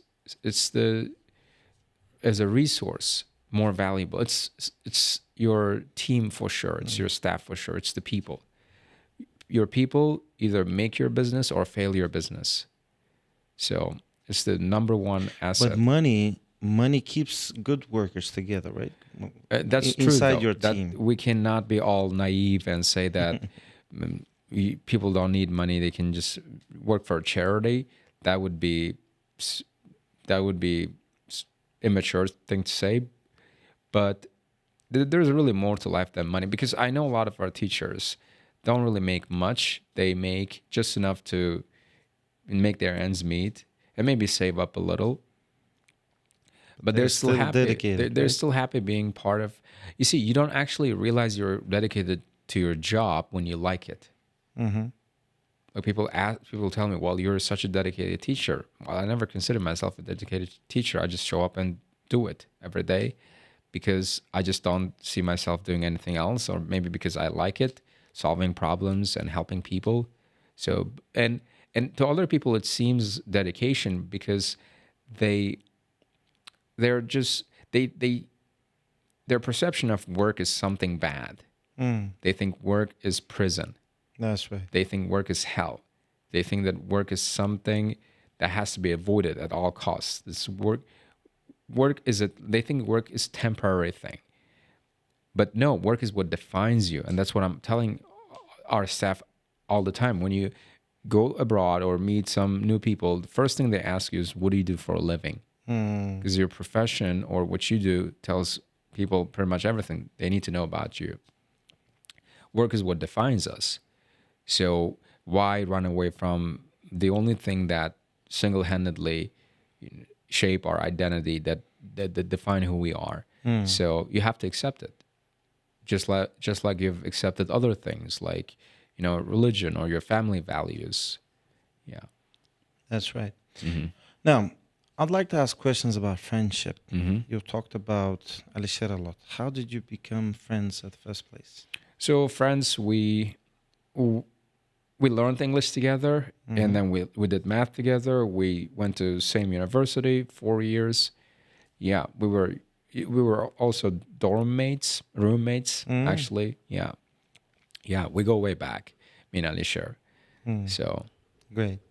Now, do you have other friends apart from Alisher? Oh yeah, I got a lot of friends. I just don't keep touch with them as much as I should, simply because of my work obligations, and they get it. So they used to get upset with me when I turned them down, when they asked me to go out with them, have fun, or go to their party. I'd usually say no, but now they get it, because what I tell them, the guys, we're gonna have plenty of time to have these hangouts when we're 60, when we're 70. Okay, now we should be all grinding. Okay, and they now get it. They're all working. Great. Well, we know that friends complete each other, right? What do you complete for Alisher, and what does he do? What does he complete for you? Okay. So I think Alisher has this... Oh, I have to think this one through. I think he's a guy who pushes you to make important decisions and changes, right? Or no, that's the other way around. Oh, really? So in the sense that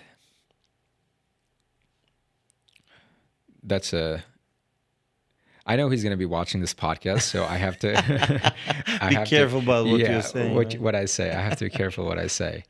So, I mean, at this point, we work. So our sort of not friendship but partnership is so synchronized that we don't realize that we are two different people. And that's why I'm having a hard time saying anything here, because I don't see us as two identities. I see it as one. Yes, we have different families. Yes, we have different bodies. Yes, we have, but we are so well synchronized on so many different levels, mentally, spiritually, and business-wise, and practical terms and everything. Yeah, it's hard to pinpoint one thing, because it's hard for me to step outside that and look from far away and say, okay, this is something I have and this is something he doesn't have. I can't really answer that. This is very remarkable, because the way I look at friendship and partnership is very different. I have had many friends, good friends of mine, who wanted to do business with me. In order not to lose that friend, I had to refuse, because I don't believe in that. I don't believe that two friends can become business partners, to be honest, for some reason. But the fact that you guys are managing that is very outstanding. And I really wish that you guys continue the same way, because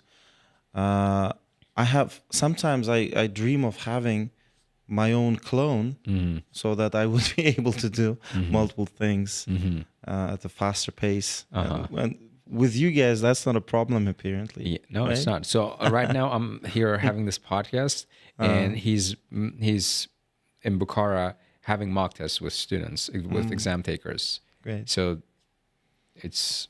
Actually, I have to admit that I have such a person. It's my brother.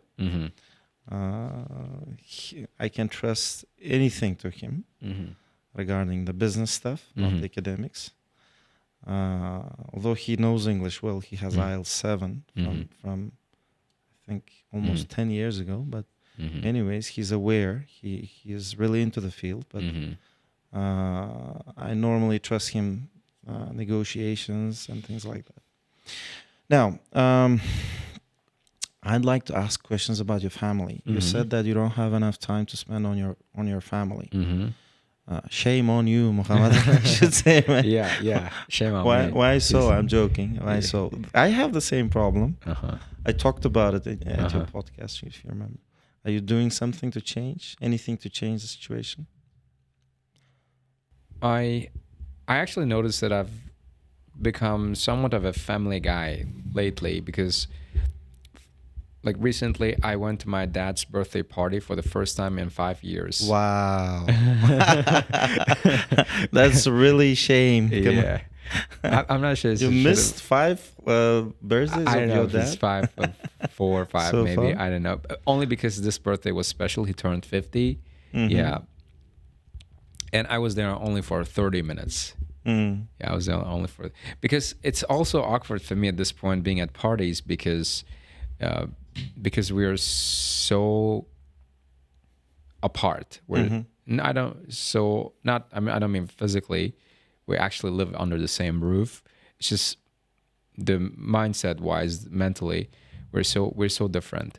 But we're very supportive of each other. Okay, here's the way I see it. There's something also I learned from some successful businessmen, entrepreneurs. So when there is time to be present at work, you're present at work. And the only thing that matters is work. And when there's time to show up for your family, you show up for your family. You support them. And simple. And I don't really believe in that whole idea of you have to prioritize your family life, you have to prioritize your work. No, you have to know really when to do what. When to prioritize work, and when to say no to your family, and when to prioritize family and put your work on hold. So that's it's all about learning how to sort of, balance these two in a way that's sustainable, in a way that serves you best, as well as your personal goals and your family as well. So if there is a family emergency, I just reschedule maybe my class, or just ask Alicia to fill in for me while I'm gone, and go and take care of it. And when I'm done, back to work. Yeah. Well, I think it's fairly normal. In your business, you guys are in the phase of growth. And putting forth your business interests over the family is fairly normal at this phase. I have had the same thing. Nowadays, I am putting forth my family.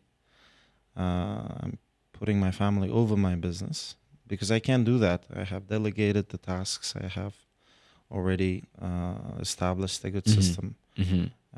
And I think you're not there yet. Exactly. Yes. You will have some. You need some time. In the future, you'll manage that. Sure. And to that, some people might say, well, what if you don't live up to be that age?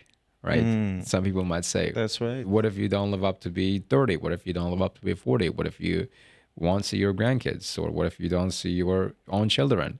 So you're not ever afraid of that. Well, that's a risk you have to take. That's right. Yeah, that's a risk you have to take. And that's one of the things you should sign up for when you get into business. That's right. Alisher Samatov is asking, for some reason he's interested. Sure. Why haven't you started a family of your own yet? Yeah. And when are you going to get married? He's interested. Okay, yeah, sure. I have... How old are you? I'm in my mid-20s. I'm 25. I'm turning 25 soon. So 25. I'm still young. Come on. Give me a break, people. Give me a break. I'm still young. That's right. Yeah. You're young. I got married when I was 27. Yeah. Let me enjoy being a bachelor while I can. Okay. I actually had a guy on my podcast yesterday, and I shot a 4-hour-long podcast. Wow. 5, actually. Wow. Yeah. He's a big guy. And he did most of the talking. And the conversation was so deep. I can't wait for you guys to see that podcast. Okay. It was with one of the guys who went to Yale University. Wow. And he's actually a big guy in Uzbekistan. Too, a lot of people know him. So we had off the record conversation. We talked about our personal lives, and he was telling me that he's single now, and he wants to stay single until he's like maybe like 30. Yeah. And he's telling me that when you're single, you don't have any strings attached to you. You don't have any strings attached. Right. And so you can work as much as you want, you can travel as much as you want, you can learn as much as you want. But once you get married, you simply have to opt out of some of your responsibilities, your goals. So some might say, well, you can try balancing it with your family life. Well, there's only so many hours in the day, and you can't really make time for everything. So when you're young, I don't want to give anyone marriage advice because I'm not in a position to say anything about marriage. So what I think is you actually know when it's the right time. Right time. To me, my heart tells me no. Right now, it should be all about work. So, okay. Another interesting question: what are the 3 things you will definitely teach your children in the future? wow. I think that guy watched our podcast with Alicia. Oh, really? Because I specifically asked Alicia these questions on the podcast. Yeah, what are 3 things? Number 1, English for sure. Yeah, they'll grow up speaking English as their first language. And number 2 would be, exercise. Right. I want to, from a young age, I want to introduce them to exercise so they grow up healthy, because fitness is so important. It's one of the biggest predictors of your future success. Yeah. And number 3 thing I would teach them probably, how to stay disciplined. Basically, how to say no to things, no to distractions. So when you have these 3 assets, so language, which gives you access to information, and next thing is your health, you're fit, you feel great, you feel like doing things, and the third one is you have the ability to ignore distractions for long enough time to become successful. So once I believe once you have these 3 skills, 3 qualities, you're set for life. You mentioned gym, health. I know that you actively attend the gym. Therefore, I'd like to talk about that. Yeah, and I actually noticed you started working out too. Yes. Because earlier when you were upstairs, like walking around, I could see that you were moving faster. Yes. I noticed that instantly. Great. I noticed that. I said, well, this is different, Mr. Khurshid. That's not the Mr. Khurshid I talked on the podcast a few months ago. That's right. I'm trying to stay active. I'm walking, I'm running. I'm trying to stay active. I've lost about 5 kilos. Wow, that's great. That's great. I used to be 102 kilos. Now I'm about 98, 99. That's great progress. That's great progress. Now, Omadior Nishonboyev is asking, you used to weigh 85 kilos.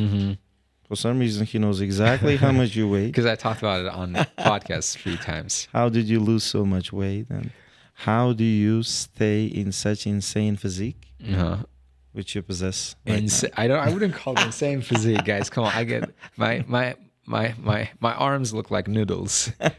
Come on. Yeah, I got that's not insane. I admire physique. your physique, for example. I really want to be as fiddle as you are.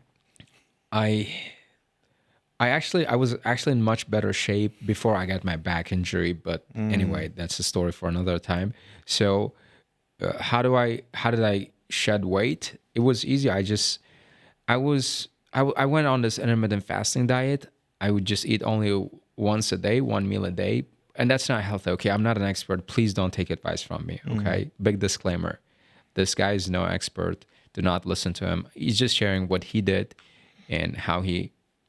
So, I'd like to think that it was like my weight loss journey was calculated, intentional, but in fact, it's not. So what happened was, because I was teaching all day long, I didn't have time to have food. I just skipped meals altogether, and I just fast the entire day and have water instead. And I was fine with that. I don't feel hungry. And then I later found out it's called intermittent fasting. And then when people would ask, why aren't you having lunch? Why aren't you having breakfast? I just say I'm intermittent fasting. So they get it. And this is one of the reasons why I lost so much weight. The other reason is because I'm always active. I'm teaching, I'm at work, and I'm talking, and teaching is one of the most one of the most energy demanding activities. It's one of the most energy demanding. You burn a lot of calories teaching. In fact, by teaching 8 hours of class, you lose about 1,000 or more calories. Oh, really? Yeah. Because your brain. It's a whole meal if it's 1,000 calories, right? It's actually 2 meals. 2 meals. Or big substantial meal, right? So I have 1,000 calorie meal. Yeah. For the most part. And so your brain burns more calories than your body. Yeah. So having this podcast, I'm probably burning, I don't know, maybe 500, 600 calories just sitting down here and talking. And yeah, this is one. The other thing is I started hitting the gym, right? That helped. And I did it consistently. And naturally, all these three just came together and helped me, lose some weight. Do you have more leg days, arm days, or cheat days? I don't have a cheat day. Oh, really? No. You're being totally honest, right? I used to have cheat days, but then I stopped having cheat days. Okay, let me explain to you my relationship with food. My relationship with food has changed completely since the day I got into fitness. So I used to see food in calories, right? So this is like 100 calories, this is 200 calories. And then when I realized it's just taking too much time to count calories, I stopped it altogether. I stopped counting calories. And at this point, to me, food is just sustenance. And I don't mean what kind of food I'm eating. I know I need food just to fill my belly, and that's not the healthiest relationship to have with food. But I don't really make big deal out of food anymore. But if I ever want to, put on some weight, then I'd have to change a few things about my diet. So no, I don't have cheat days. I'm not obsessed with food. I don't have favorite foods. I don't think the question is about the food here. They're asking about the gym. Leg days. Oh, you also asked arm me days or cheat days. I mean, do you ever miss a gym? Arm days, leg days. Yeah, I know the split. I know the body split. I thought they asked me if I ever have cheat days. So my bad. I'm sorry. I went on a tangent here a little. So my favorite, it's leg days for sure. Leg days, my favorite. Not miss, leg days. I never miss leg days. My favorite. Why? Because actually all body parts are important, but I feel like when I train my legs, I feel the strongest. Yeah, but prepare yourself for the most excruciating pain the next day or the day after. You have so much, you can barely walk.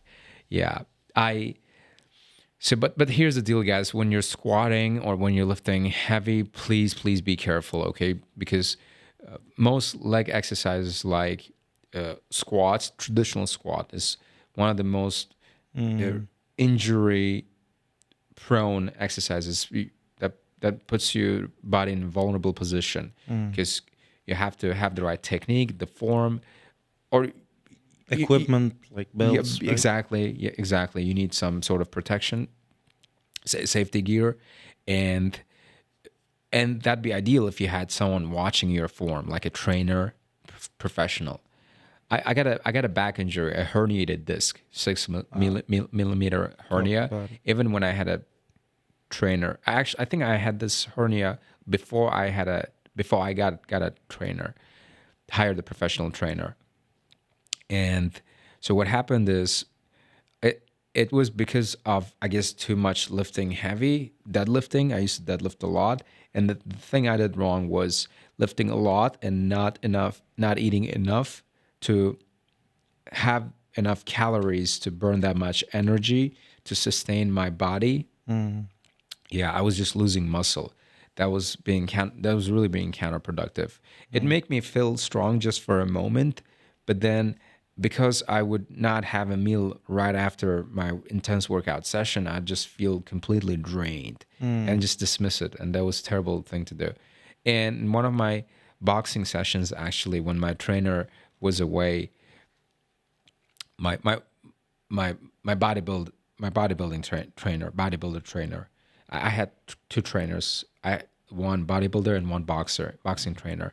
So when bodybuilder trainer was away, I was doing boxing, and my trainer got me to do some real intense cardio where you have to lift a heavy ball off the ground and lift it over your head and slam it on the ground like this. Yeah, that's back exercise. Really opens up the back, and because the ball was really heavy, I felt a shock go down my spine instantly. I couldn't move, and I turned to my trainer and said, "Hey, I can't do it anymore.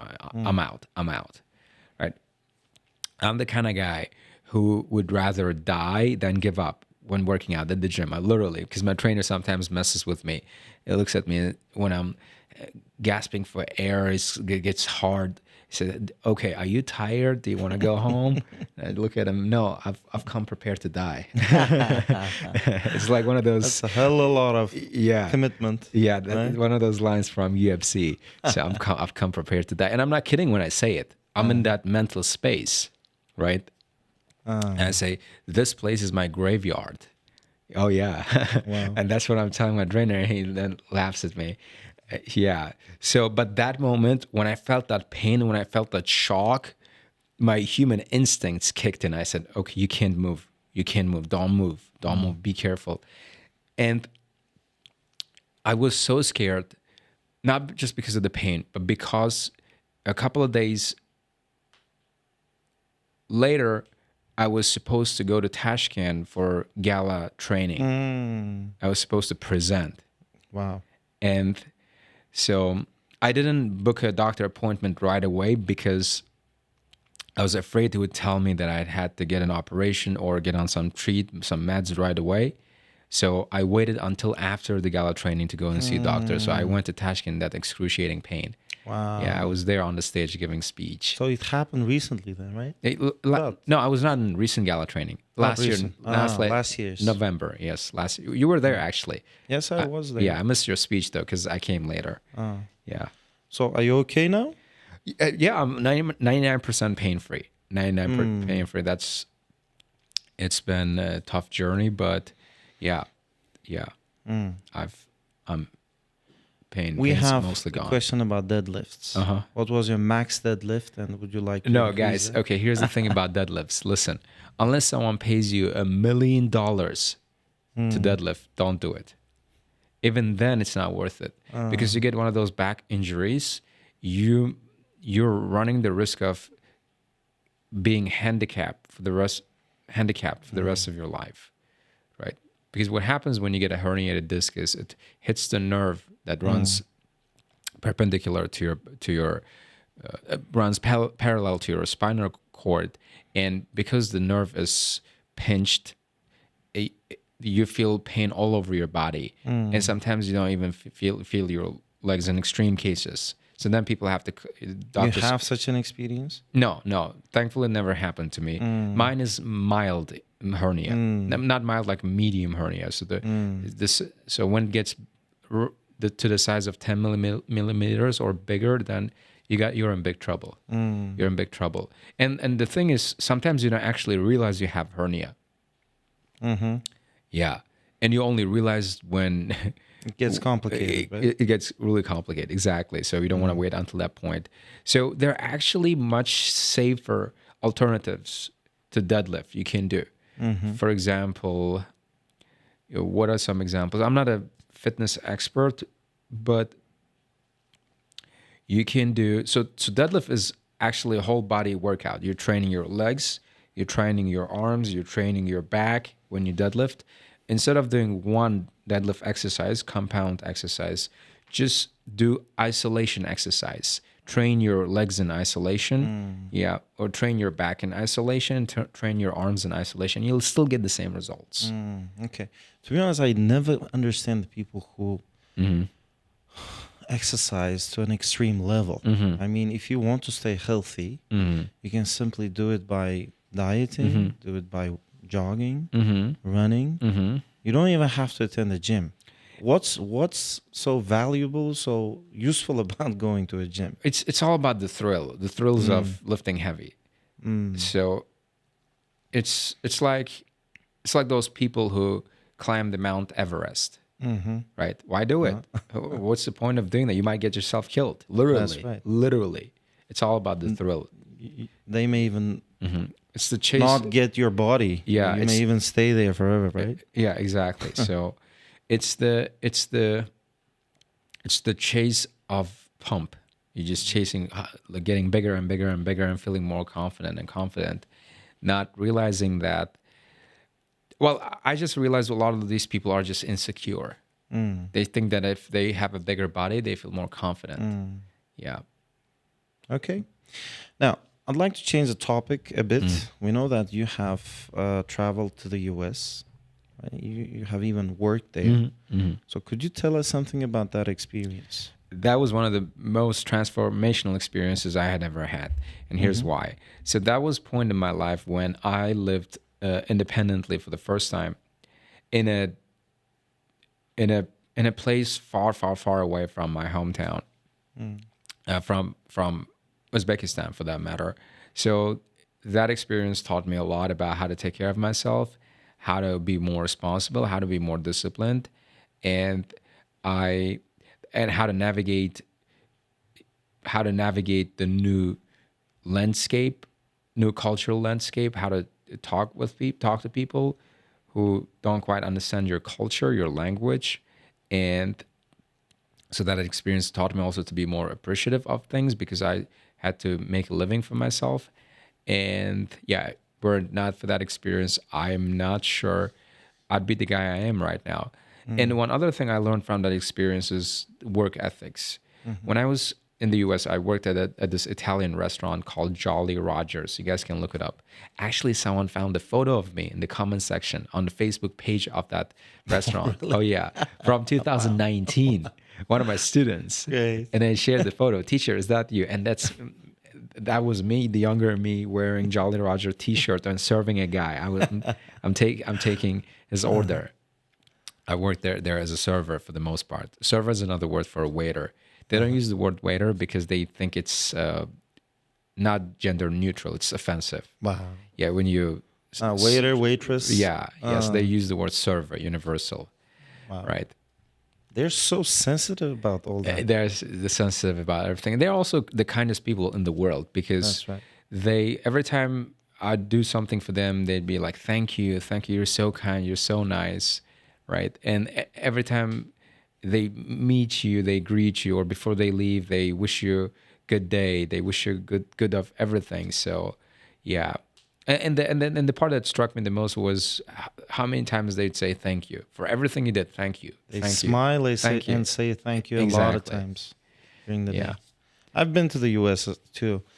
I'm really interested. Why didn't you consider going back to the US, actually building your life there? Or are you planning on that in the future? Not really. So at this point for me,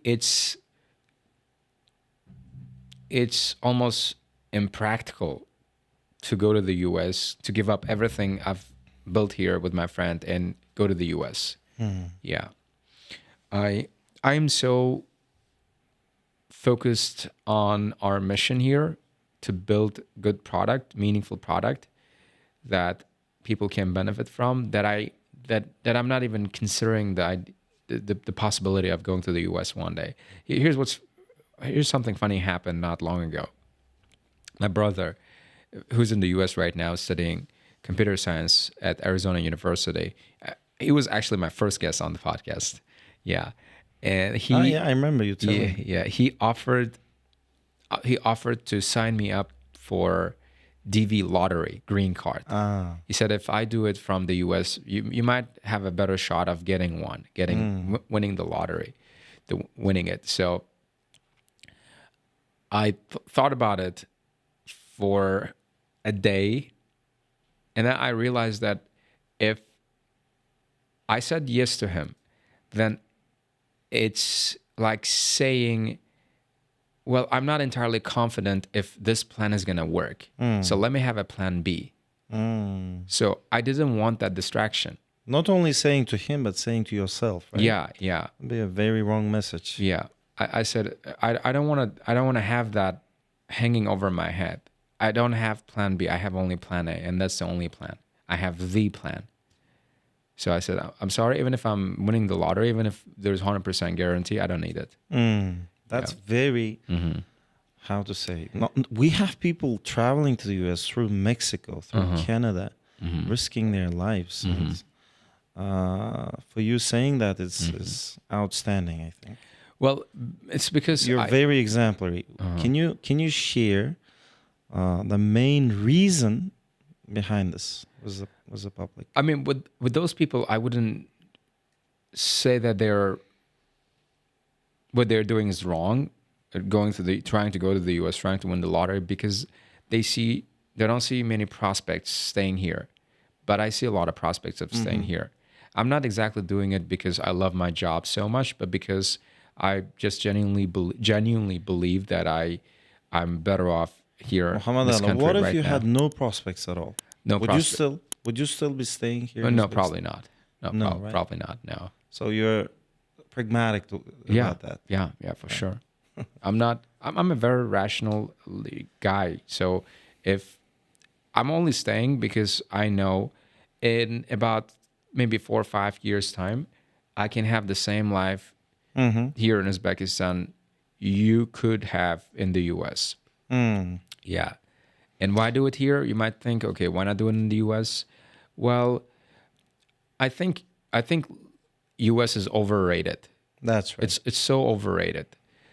So everyone thinks that everyone chases what's called the American dream. Well, how about the Uzbek dream? Why not chase the Uzbek dream? That's right. You can actually have the Uzbek dream here. But you mentioned that you want your kids to have English as their first language. That'd be much more convenient to do in the US, or at least in England. Not anymore. Not at this point. Not anymore. Yeah, I'm not gonna be surprised if in 5 years' time, if not sooner, our president comes on TV and says, "Well, now English is our third language." Yeah, I wouldn't be surprised because there are so many foreign investors and foreigners coming in, teachers, professors, companies and businesses bringing with them not just their product but also their personnel. So we live in a global world now where all these boundaries are, for better or worse, disappearing. That's right. Going away. So I don't see it as a problem.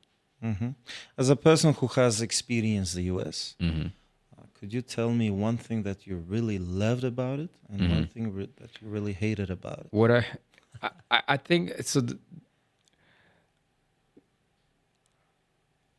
probably the most remarkable thing about the US was seeing the ocean for the first time. Wow. Yeah, seeing the ocean for the first time. I said it on some podcasts before, on my previous podcasts. I'd never seen that big of a body of water before. And the most striking part was, okay, I'll tell you this. So the place where I stayed at, I stayed actually on an island on the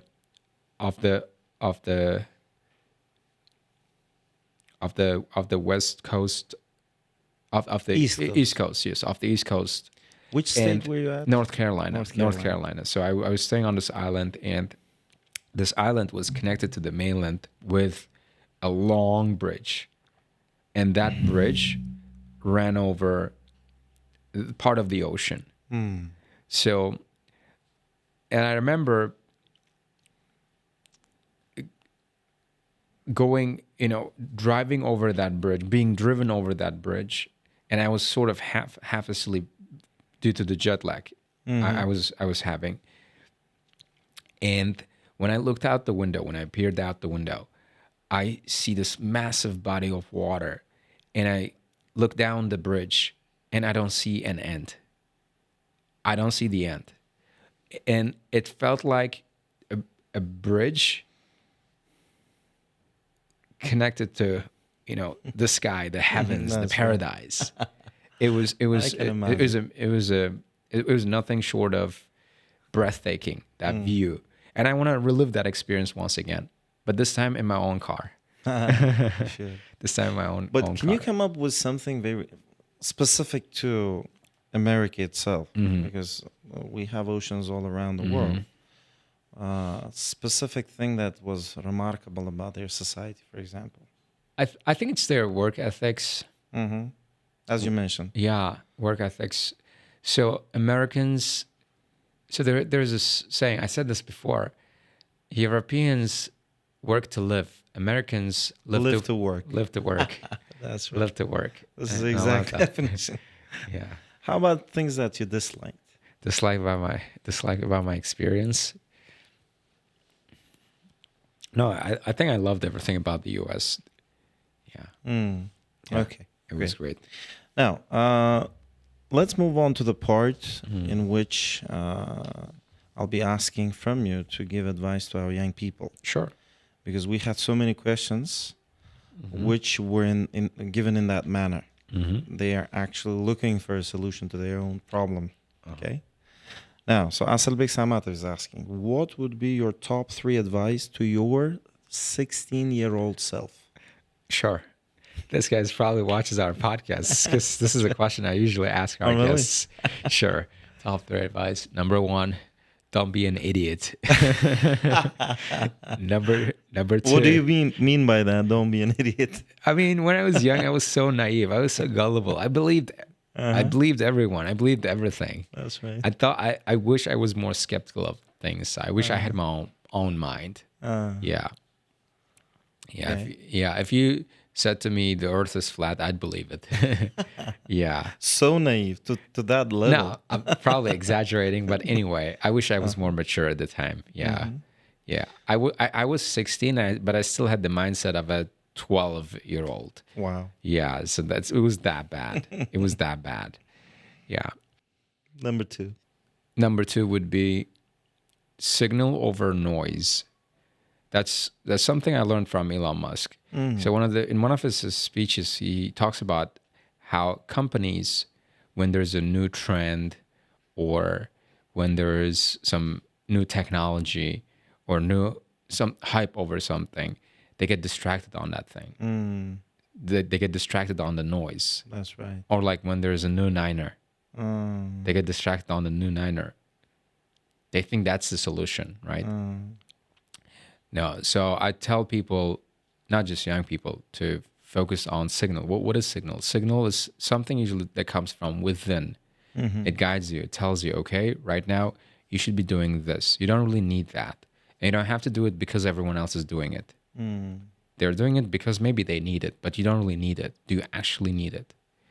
So For the time being, we have to admit that there's a big noise over English, right? And sometimes I feel as if everybody's heading towards IELTS, everybody's heading towards English, becoming IELTS instructor. So what would be a signal nowadays for young No, children? I don't at this point. I feel like there's not much noise over IELTS anymore because we only feel that way because we're In so that field. so deep in this world. So 90% of the time we're talking to IELTS teachers or we're talking to people who'd like to take up IELTS or learn English, right? Yeah, but in reality, the world is so big, so big. So, and that brings me to my actually third piece of advice, and that's to have as many different, diverse experiences as possible. That's very important. Yeah. So that you can make the right choice, you can make the right decision. You're not gonna know what's best for you unless you've tried it or unless you've tried different things. So go and try coding. Don't go and try learning English. Go and try being in different projects. Do an internship for government. Do an internship for private sector for some business. Yeah, and so try everything. And only then you can say, okay, sure, I enjoyed this experience the most, and I see myself doing it for the rest of my life. Or maybe not the rest of your life, maybe another 5 years or 10 years. Well, the thing is, we have a great social pressure in Uzbekistan, which doesn't allow people do so. Yeah. They have parental pressure, peer pressure, and for the most part, people tend to find the actual way rather than rather than looking for it, trying out other ways. So they should think outside the box, right? Yeah, for Basically sure. risk. Mm-hmm. Now, Aman John of us is asking, name 3 life changer books you have read so far. Do you ever read books, Maulana? Oh yeah, I read books. So I'm not done reading. I don't really strictly read books cover to cover, right? There's only one book I've read cover to cover, but I can't disclose this autobiography about a guy who's done a lot of bad things. So Oh, really? yeah, Hitler? not really, not that bad. Mein Kampf? He's an Instagram influencer, and he's an Instagram influencer. He does drugs. He does a lot of adult stuff, and he's a lot of guns, and he's not the most admirable person. Okay, he's a notorious guy, and the reason why I got curious about his life is because I was enchanted by his confidence. Like, how does he get that much confidence? So I decided to, read his book, and I did. I did. There's a lot to take away, important life lessons. But leave out the bad part, all the bad things he's done, right? And What's the book called? I don't think it's a good idea to. Oh, really? Yeah, because the book contains some explicit content. Okay. Yeah. You'll tell me after the interview then. Sure, no problem. And so the other book I'm reading is Good to Great. It's about how to run companies. Good one. And I've also been lately reading something in the way of, spiritual education. So I've been reading the Quran, English version though, and it's brought me a lot of peace and wisdom, right?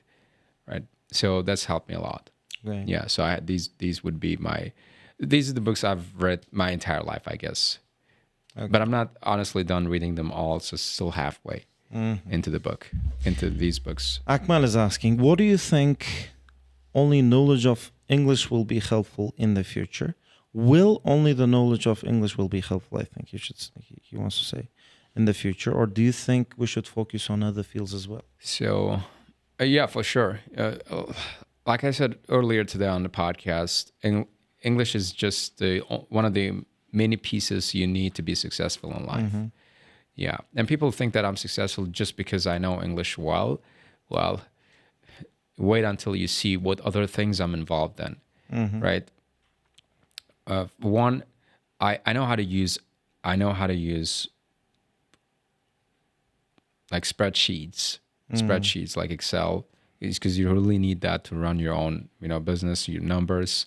It's sort of my own personal software, like all the timetables and the school management, everything I have are on my spreadsheets. Yeah.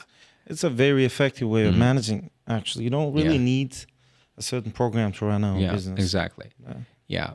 So this is what I have that skill. I've also, something else I've learned as a skill is how to be a good listener. It's not a skill, it's really a quality, right? Because if you're just good enough listener, people tell you everything you need to know.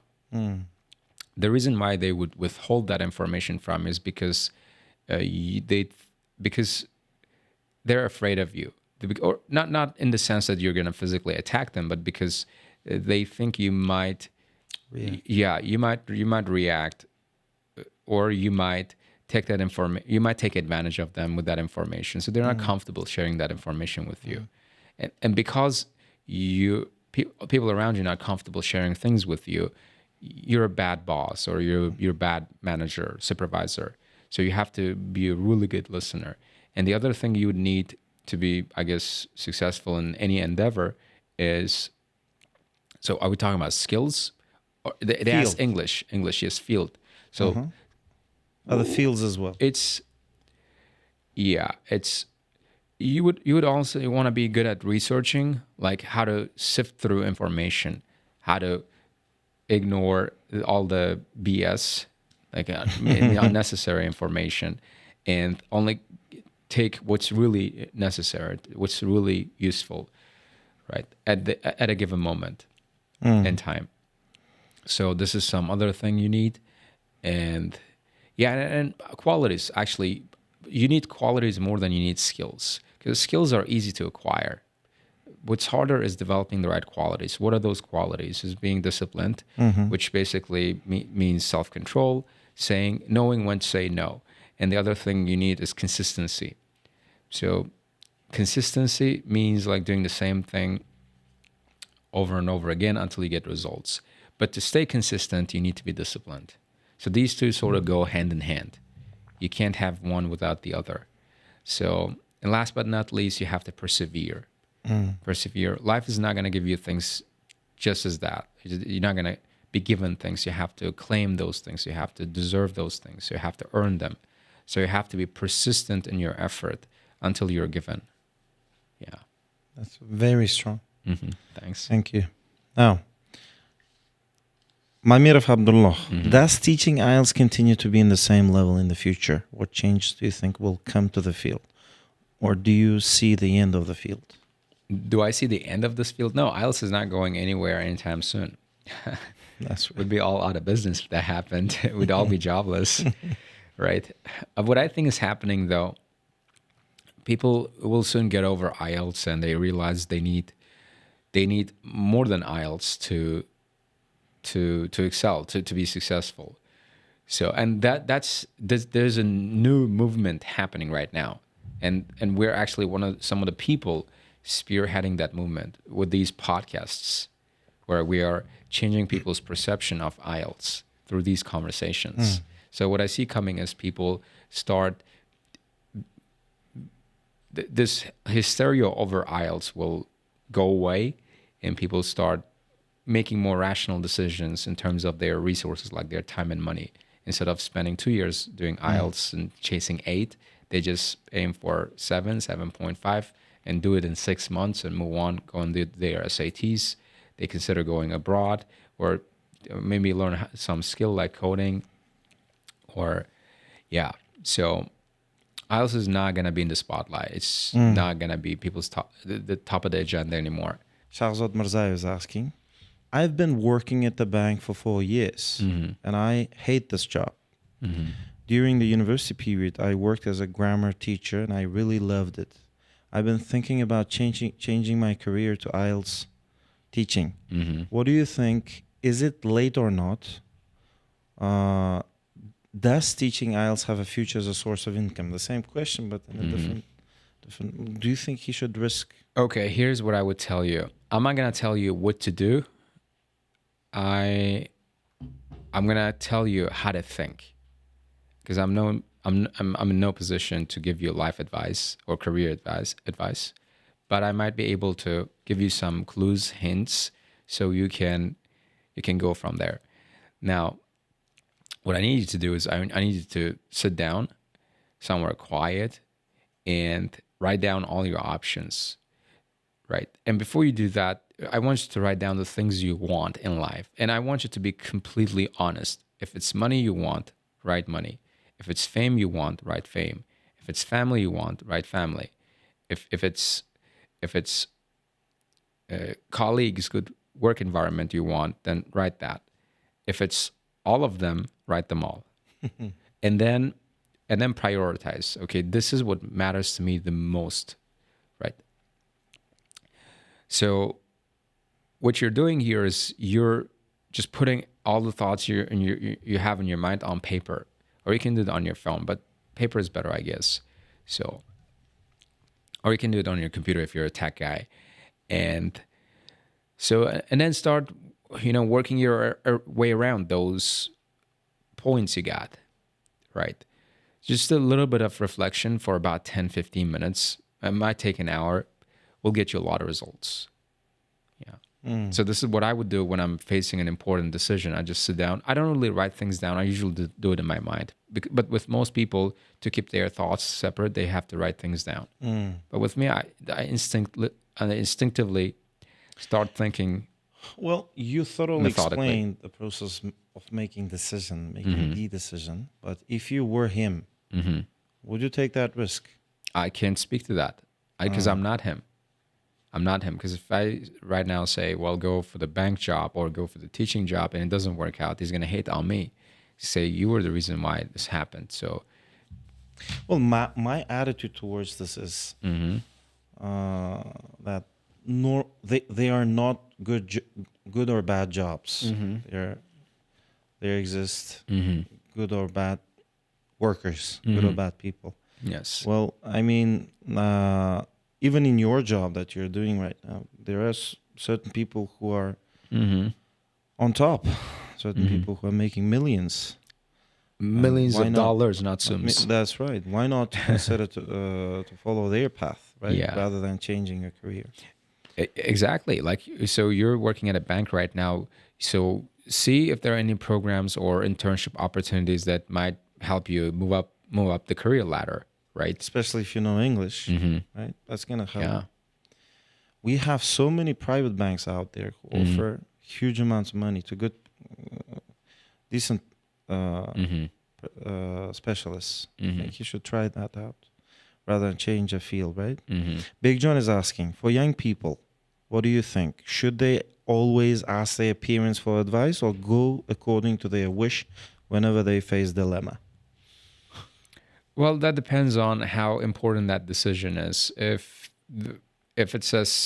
your decision you're making is as simple as deciding what to wear or who to be friends with or how to go about your study session or what to do, how to spend your night or your spare time, then you don't really need your parents telling you what to do, right? Right, because you really want some of that privacy and independence.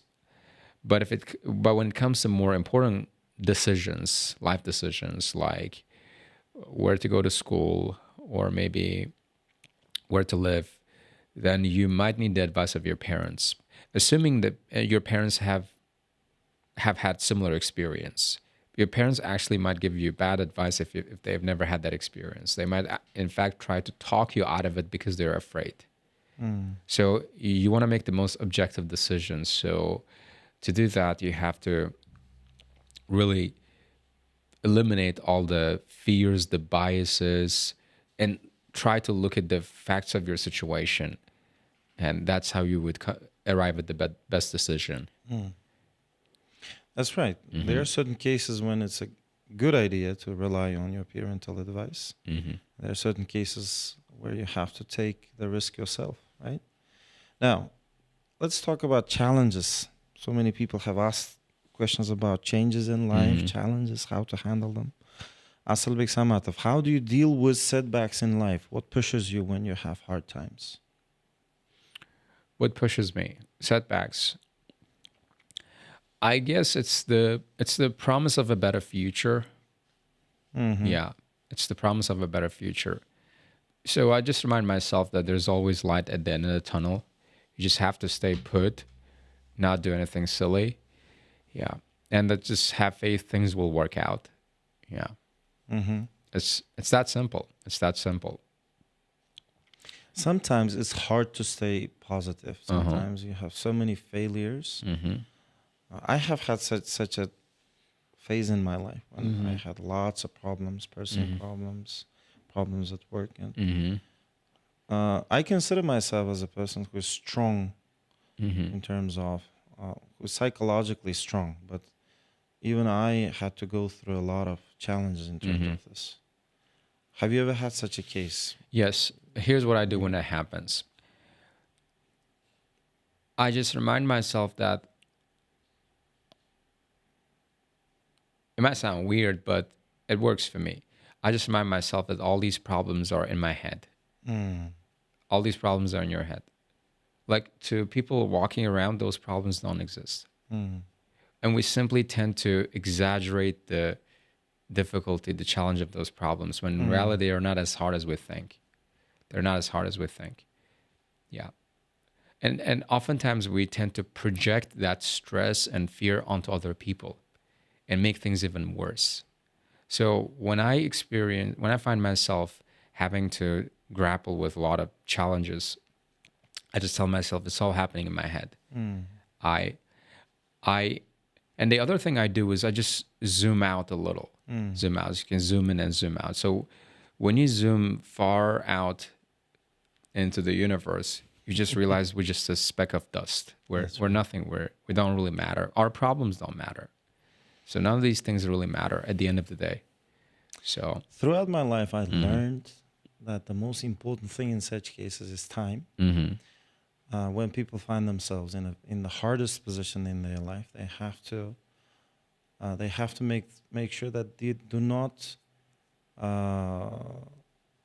stay overcommitted to solving that problem at that very moment.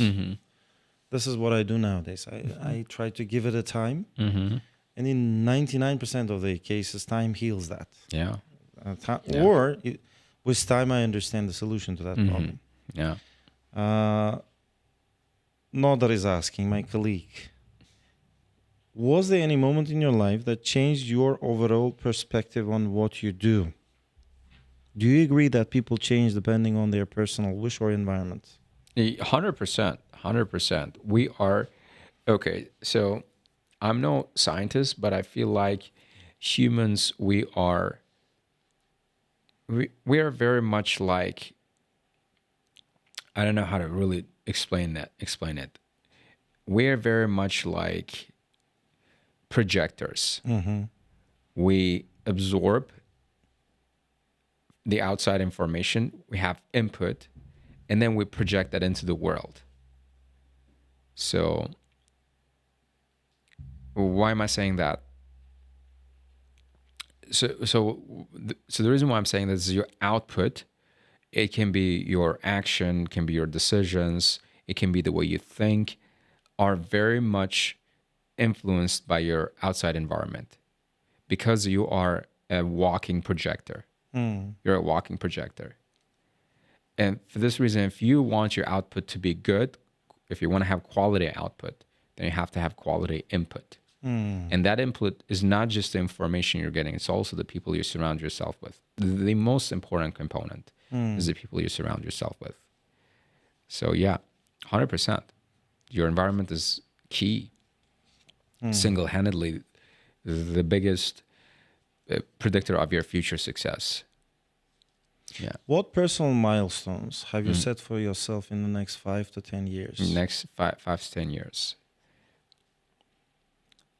I don't really want to get into that, because I like to just walk the walk, not talk the talk. I don't want to put out big, announcements or statements to say I'm doing that, I'm doing this in 5, 10 years time. I just get those things done. Yeah. And let the results speak for themselves. Great. Yeah. In a room full of people you have met throughout your life, who would be the first one you would look for? Who would be the first in a... What a weird question. Yeah, who would be the first one to look for? I'm honestly a bit of a loner. A loner is someone who's comfortable being alone. So there's not really anyone in my life that I'd be eager to have in my company all the time. Yeah. So I'm really accustomed to being in silence or a complete solitude. So yeah, I probably wouldn't look for anyone. Yeah, but if I needed some help, some rescuing, of course Alicia would be the first guy I'd call, because we've been together for this long, and yeah, we're like an inseparable unit. That's what we are. Yeah, that would be him for sure. What's one important truth that you believe in and very few people agree with you on? The truth.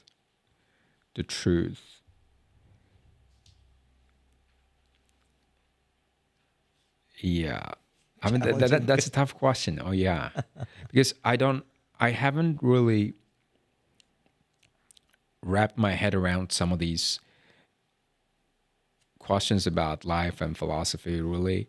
And I'm trying to figure these answers out just as much as you are.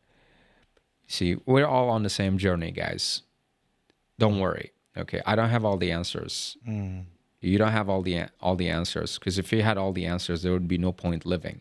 And that's what makes life ultimately meaningful, is the fact that there is no one universal answer. Is the fact that we all have different answers to this question. So my truth is not the same as your truth, and that's not a problem. Yeah. Okay. Mm-hmm. Now, do you think your past self would be proud of what you have become? Yeah, I'd like to think so. Yeah. I've probably, yes. I mean, I think my past self could not possibly imagine that one day I would go on to get a 9 or be running a school, not just run a school, but run one of the biggest schools in town. Yeah. So yeah, I think he'd be glad. He'd be glad for sure. Do you think your future self would not regret any decision you are making right now? Nope, not really. Not really. So I live a regret-free life. I genuinely believe that whatever happens for a reason, right? And this is what I usually tell people I talk to when we talk about regrets. So failure actually does not exist. There's no such thing as failure. You either win or learn. So one of these two things happen. You either win or you learn, but not fail. It's only failure when you call the failure. It's really about how you frame things. It's in the mental framing of things. If given the opportunity to become omnipotent, how would you ensure your soul doesn't become corrupted with power? Oh, wow. This guy watches Marvel and DC movies for sure. That's right. He's the word omnipotent. Do you know who this guy is? Farouk. You No. met him before we really? started the podcast. Corrupt. How would you ensure that you do not get, your soul doesn't get corrupted because of power? It might sound like a cliche answer, but you guys, there was a Roman Empire emperor during Roman reign. So his name was Marcus Aurelius. Aurelius. Yeah, you guys probably know him. You've heard about him. So he wrote the book called The Meditations. It wasn't meant to be a book. It was his personal diary, and there he wrote his reflections. And so what's interesting about this emperor is wherever he went in public, he had someone follow him and whisper to his ears, "You're just a man. You're just a man. A human. You're just a man." Yeah. And I think that's how you stay grounded in life, just reminding yourself that you're just a man. We had many questions about motivation, passion, and hobbies.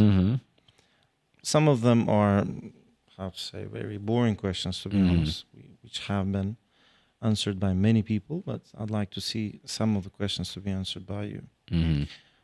Should one follow passion or be passionate about what's financially rewarding? I think it's time to break it to you guys. It's time to break it to you that passion really doesn't exist in the adult world. Yeah. Adults don't have passion. Adults have goals. If you're still thinking about your passion, then probably you're a teenager. Yeah. Because as you grow older, you realize that you're on a mission, and to accomplish that mission, you have to achieve certain goals in your life, whether you're passionate about them or not passionate about them. Yeah. Well, I guess you could call the passion if you spend a lot of your time doing something and you liked it. You probably that. But when you're adult, sometimes you have to do things even when you don't like it. You have to show up to work even when you don't like when you would rather stay home, watch TV that day. So yeah. So passion is so overstated. Yeah, That's right. It's so overrated. What's the most surprising thing that you have discovered about yourself over the years? What I've learned about myself is I'm extremely flexible in the sense that I can be whatever I want and I can do whatever I want. So and a lot of people think that when they're a teenager or even adult, that they have to strictly adhere to a certain path or occupation or whatever that might be, or identity actually. But not exactly. Like, you see, we're so malleable creatures. We're so adaptable. And that's something I've discovered about myself. And this alone can be one of your greatest assets, realizing that you can adapt, you can survive in any environment given time. So, and that's something I've discovered about myself. I may not be the best podcaster, but in time I can be. I may not be the best leader, but in time I can be. I may not be the best teacher, but in time I can be. Right? I may not be the best cook, but in time I can be. I may not be the best movie producer, but I can be. And you have to learn. You need to learn to live in that moment. Right? Yeah. To reach that moment. Yeah. What is one skill or hobby you have always wanted to learn but haven't had a chance to pursue yet? One skill or hobby. I really want to go fishing one day. Fishing. I've never tried fish. I tried fishing once when I was... It's really boring, Muhammad. I don't recommend you do so. And I like boring stuff. I like it. Because you know what? I've tried it once. Fishing is the best manifestation of life. Because just like in fishing, where you have to sit and wait until that one moment, one opportunity, right? As in the song, right? And and you have to just wait quietly, and then for that moment when you'll get rewarded. And life is no different. In life, you just have to sit and do one thing for a certain amount of time, for an X amount of time, until you finally get rewarded. The thing with fishing is, it's actually not as easy as you might think to catch a fish. For example, it was very boring for me because it took a very long time for us to catch a fish. And that's the whole point of fishing. just being okay, not catching. Sometimes people return home empty-handed. And same with life. That's right. Sometimes in life you spend all this time learning English or getting a skill, or you go to university 4 years of your life hoping you're going to have a better life, but you'll get nothing. And same with fishing. Farooq is asking another complicated question. Yeah, sure. At a time when personal desires are put higher than shared goals, and when everybody is so caught up in chasing their dreams that they barely notice a call for help, what makes you wake up every day and continue helping those around you, even at the expense of your own health? Well, he's a very dedicated teacher.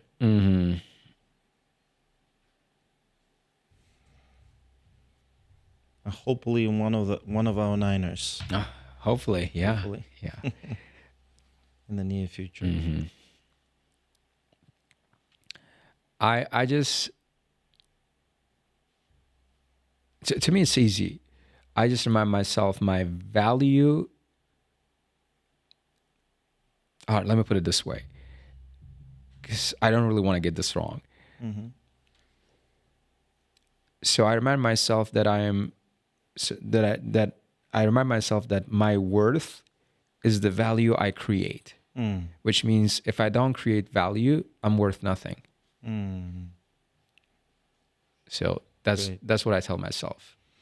My worth is the value I create. It's the contribution I make. No value, no contribution, no worth. That's why you stand up and act, right? To create value. Well, we are close to the end of our interview, our podcast. And at the end, we have a special section called Rapid Fire Questions. Sure, let's do it. I love it. That's a great idea. Are you ready? Oh, yeah, sure. Now, well, these don't mean that you don't have to, you have to give very short answers. You can give reasons if you wish, but normally, most of the questions require short answers. Are you ready? Question Fire one. away. Sports person you admire? Kobe Bryant. Why? Because he's very eloquent, well-spoken, and I admire his philosophy. Great. Yeah. What's your favorite ice cream flavor? I I don't really mind any. I like all types of ice cream. No particular Tea flavor. or coffee? Neither. Water. Or for Great. real, I Really? like water. Yeah. Why so? Because okay, so there's a long story. I'm gonna try to keep it short. I used to be a big fan of caffeinated drinks, including coffee, but I overdosed on caffeine. Now, if I have anything caffeine related, anything with caffeine, I'm gonna have. I'm just gonna start getting headaches, and I have some health problems with caffeine. So Your favorite sports? this favorite sport, business. Wow. Business is a sport. It's It a is. competitive sport. It's a very competitive sport. That's right. Yeah. Awesome answer. Texting or talking? Prefer texting. Texting. Yeah. Because it gives you the time to think of your response. But when you're talking, sometimes you say things you don't mean to say because it's happening so fast. Nickname your parents used to call you? Ali, and they still call me Ali. Oh, really? You Yeah. like it? I mean, that's the nickname I've had my entire life. Who else calls you Ali? Ali, only my parents. That's it, I guess. Oh, actually, there's one teacher at Ad Astra who's earned the right to call me Ali because they got a good mock result, and that's a teacher of mine, Miss Parizada. She gets to call me Ali. Great. Yeah, but she's much younger than me. She's 18. Oh, I really? guess, yeah, yeah. Last song you looked for and downloaded? I'm a man on a mission. I'm a man on a By mission. whom? I don't remember the singer, but if you just look it up, it'll come up on your. You'll see it on your search. Dogs or result. cats? No, I'm not a pet guy, so no, Oh, really? neither. No, I'm not. Your favorite word in English? A word in English. It's the word English. Because every time my students start speaking Tajik or Uzbek, say English, yeah, they all associate me, my whole identity, with the word English. Yeah, Your favorite season of the year? favorite. I love all seasons. All season. Yeah, all seasons my favorite. Your favorite junk food? Junk food. I don't have any favorite, guys. I like all types of food. Yeah. Your favorite number? My favorite number. I don't have one. I don't attach importance to these simple things, like, because people would say, well, what car plate number you want to have one day? 888s, 999s, 777s. Like, who cares? That's right. Right. If you could have a meal with any historic figure, who would it be and what would you talk about? I would probably, historic figure, right? They should be dead or alive. Doesn't matter. really matter. Doesn't matter. Probably Elon Musk for sure. Oh yeah. And what would you talk about? I would talk about the future of humanity, of course, and how to populate this planet and how to have more kids. Great. How about those who have already passed away? Historic figures. Passed away. I'm not a history guy, honestly, so I don't have anyone in mind right now. If your life were a book, what would be a name for it? It's Muhammadali Sodikov. Wow. Yeah, no better name. Yeah. So you really want to build your name strong, right? No, not. I mean, my name is my identity, right? I don't think there's any word in English or any language for that matter that would substitute my name. So if anyone ever wrote a book about me or made a movie, I'd prefer it if they called it Muhammadali Sodikov. Great. If you could instantly acquire any superpower, what would it be and how would you use it in your daily life? I think so the superpower of being mindful, mindfulness. I just can't stress it enough how important being mindful is, because believe it or not, 90% of people, I might be exaggerating, but a lot of people go about life not realizing what they're doing. They usually run on programs installed in them by their teachers or the system or their parents. So being mindful is being able to break free from all these boundaries and just think for yourself. Yeah. What's the most unusual or unexpected place you have found inspiration from for your work? Inspiration for my work? It's my students. Place. A place. Unexpected place. place that I found inspiration What's the from? most unusual or unexpected place you have found inspiration for your work? From my For work. some reason, it is bathroom for me. When I'm taking a shower, great idea. Yeah. It's For some reason. people have those are called shower thoughts. Shower Thoughts. Yeah. With me, I mean, I have moments of insight and epiphany everywhere. Not necessarily. Sometimes when I'm driving. Sometimes when I'm at the gym. So yeah, but it's usually in the shower, like everyone else. Yeah. If you could switch lives with someone for a day, who would it be and why? I'd probably nobody. Yeah, because I like my life. Great. Yeah, That's I'm the happy best with it the way it is. What's the most valuable thing apart from English you have learned? Most valuable lesson I learned is, being helpful to the best you can, right? And like I earlier said, your worth is the value you create. Yeah, it's really important. Okay. What would you exchange your IELTS 9 to? With? I'd exchange it for. I don't really want to make a big deal out of 9. So, if you just came to me and wanted to have my certificate, I'd just hand it to you. Yeah, just show up to Ad Astra, okay? You can have my certificate. Great. Yeah. Can you explain in one word a key to IELTS 9? In one word. In one word.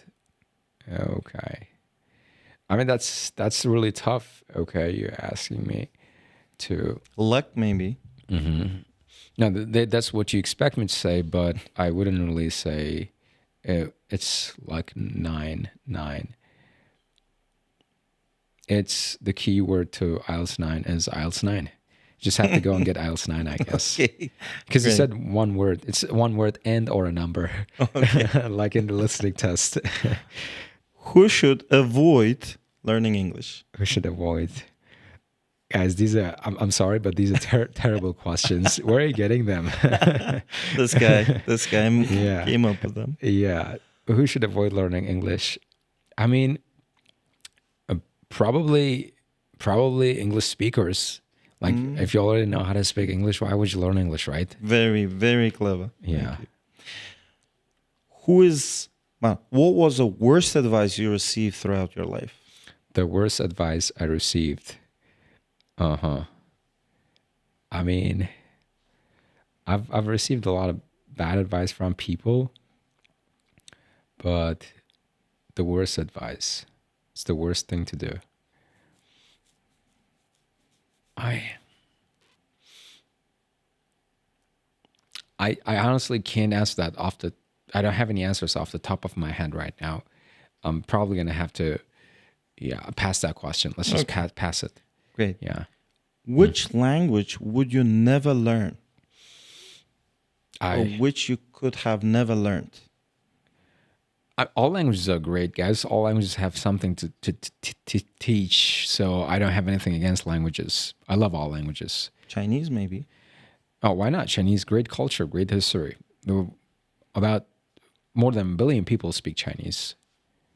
ChatGPT or Google? ChatGPT for sure. I mean, ChatGPT is the next step in technology evolution. Not even revolution. That's a whole different ballgame you're talking about. So ChatGPT all day long. Which would you prefer? A real book, electronic book, or audiobook? I'm more of an ebook guy, so I prefer reading on my phone or my computer, right? I'm not really... I don't like having print books because I don't have space to keep them, and plus they pile too much dust, and then when I'm done reading, I don't know what to do with them, so I prefer ebooks. I'm a practical guy. So, okay. What name would you give to this conversation of ours? To this conversation, wow! I'm glad you really asked it. So, I mean, I don't know. I think I should maybe leave it to your subscribers or your creative team. But if you had a chance, what name would you give? I would. So this conversation really made me reflect on my life. So I would probably call it something along the lines of reflection. Reflection. Reflection. Reflection. Yeah. Great name. Yeah. We're done. You can't imagine how much I learned from this interview. It was, Thanks. I'm not sure about people watching, but for me, it was very helpful. Thank you for your time, Muhammadali. Yeah, and I really appreciate. FYI, my friends, he came all the way from Buxoro to our request. And this is something which we really appreciate, my friend. And there's a big problem. You're leaving today. You didn't even stay for a day. Just got to get back to work. And I also want to thank you for inviting me on your podcast. It's been a pleasure answering all these questions from you and your audience. And I hope today's conversation was meaningful and it's going to help a lot of people out there. And I'd love to be on your show one day again. Thank you. So thanks for inviting me. Thank you. Yeah. At the end, we have to decide upon one best question so that we could reward that person. I think it's the question about like IELTS 9, like third 9. They specifically asked, third 9. Great. It's the question about third 9. They asked me how. Did you notice that we did our homework? Oh, you did. I mean, you got so many pages. Of questions. It's the one where they asked me how your third 9 is different from other 9s. Nur Muhammad asked this question. Did you feel as happy when you got oral 9 third time as you did for the first time? Well, Nur Muhammad, congratulations. You have your chance to study at our learning center at any of our branches for 3 months for free. You can claim your prize at any reception of Everest in Tashkent for now. We're going to be opening branches soon. Wow. In Tirmis, it's going to be, as I think I told you about it. Right? I don't exactly remember, but I'm so happy for you guys. Thank you. Thank you, Muhammad. Impressive. Thank you for your time, my friend. Yeah, thanks a lot.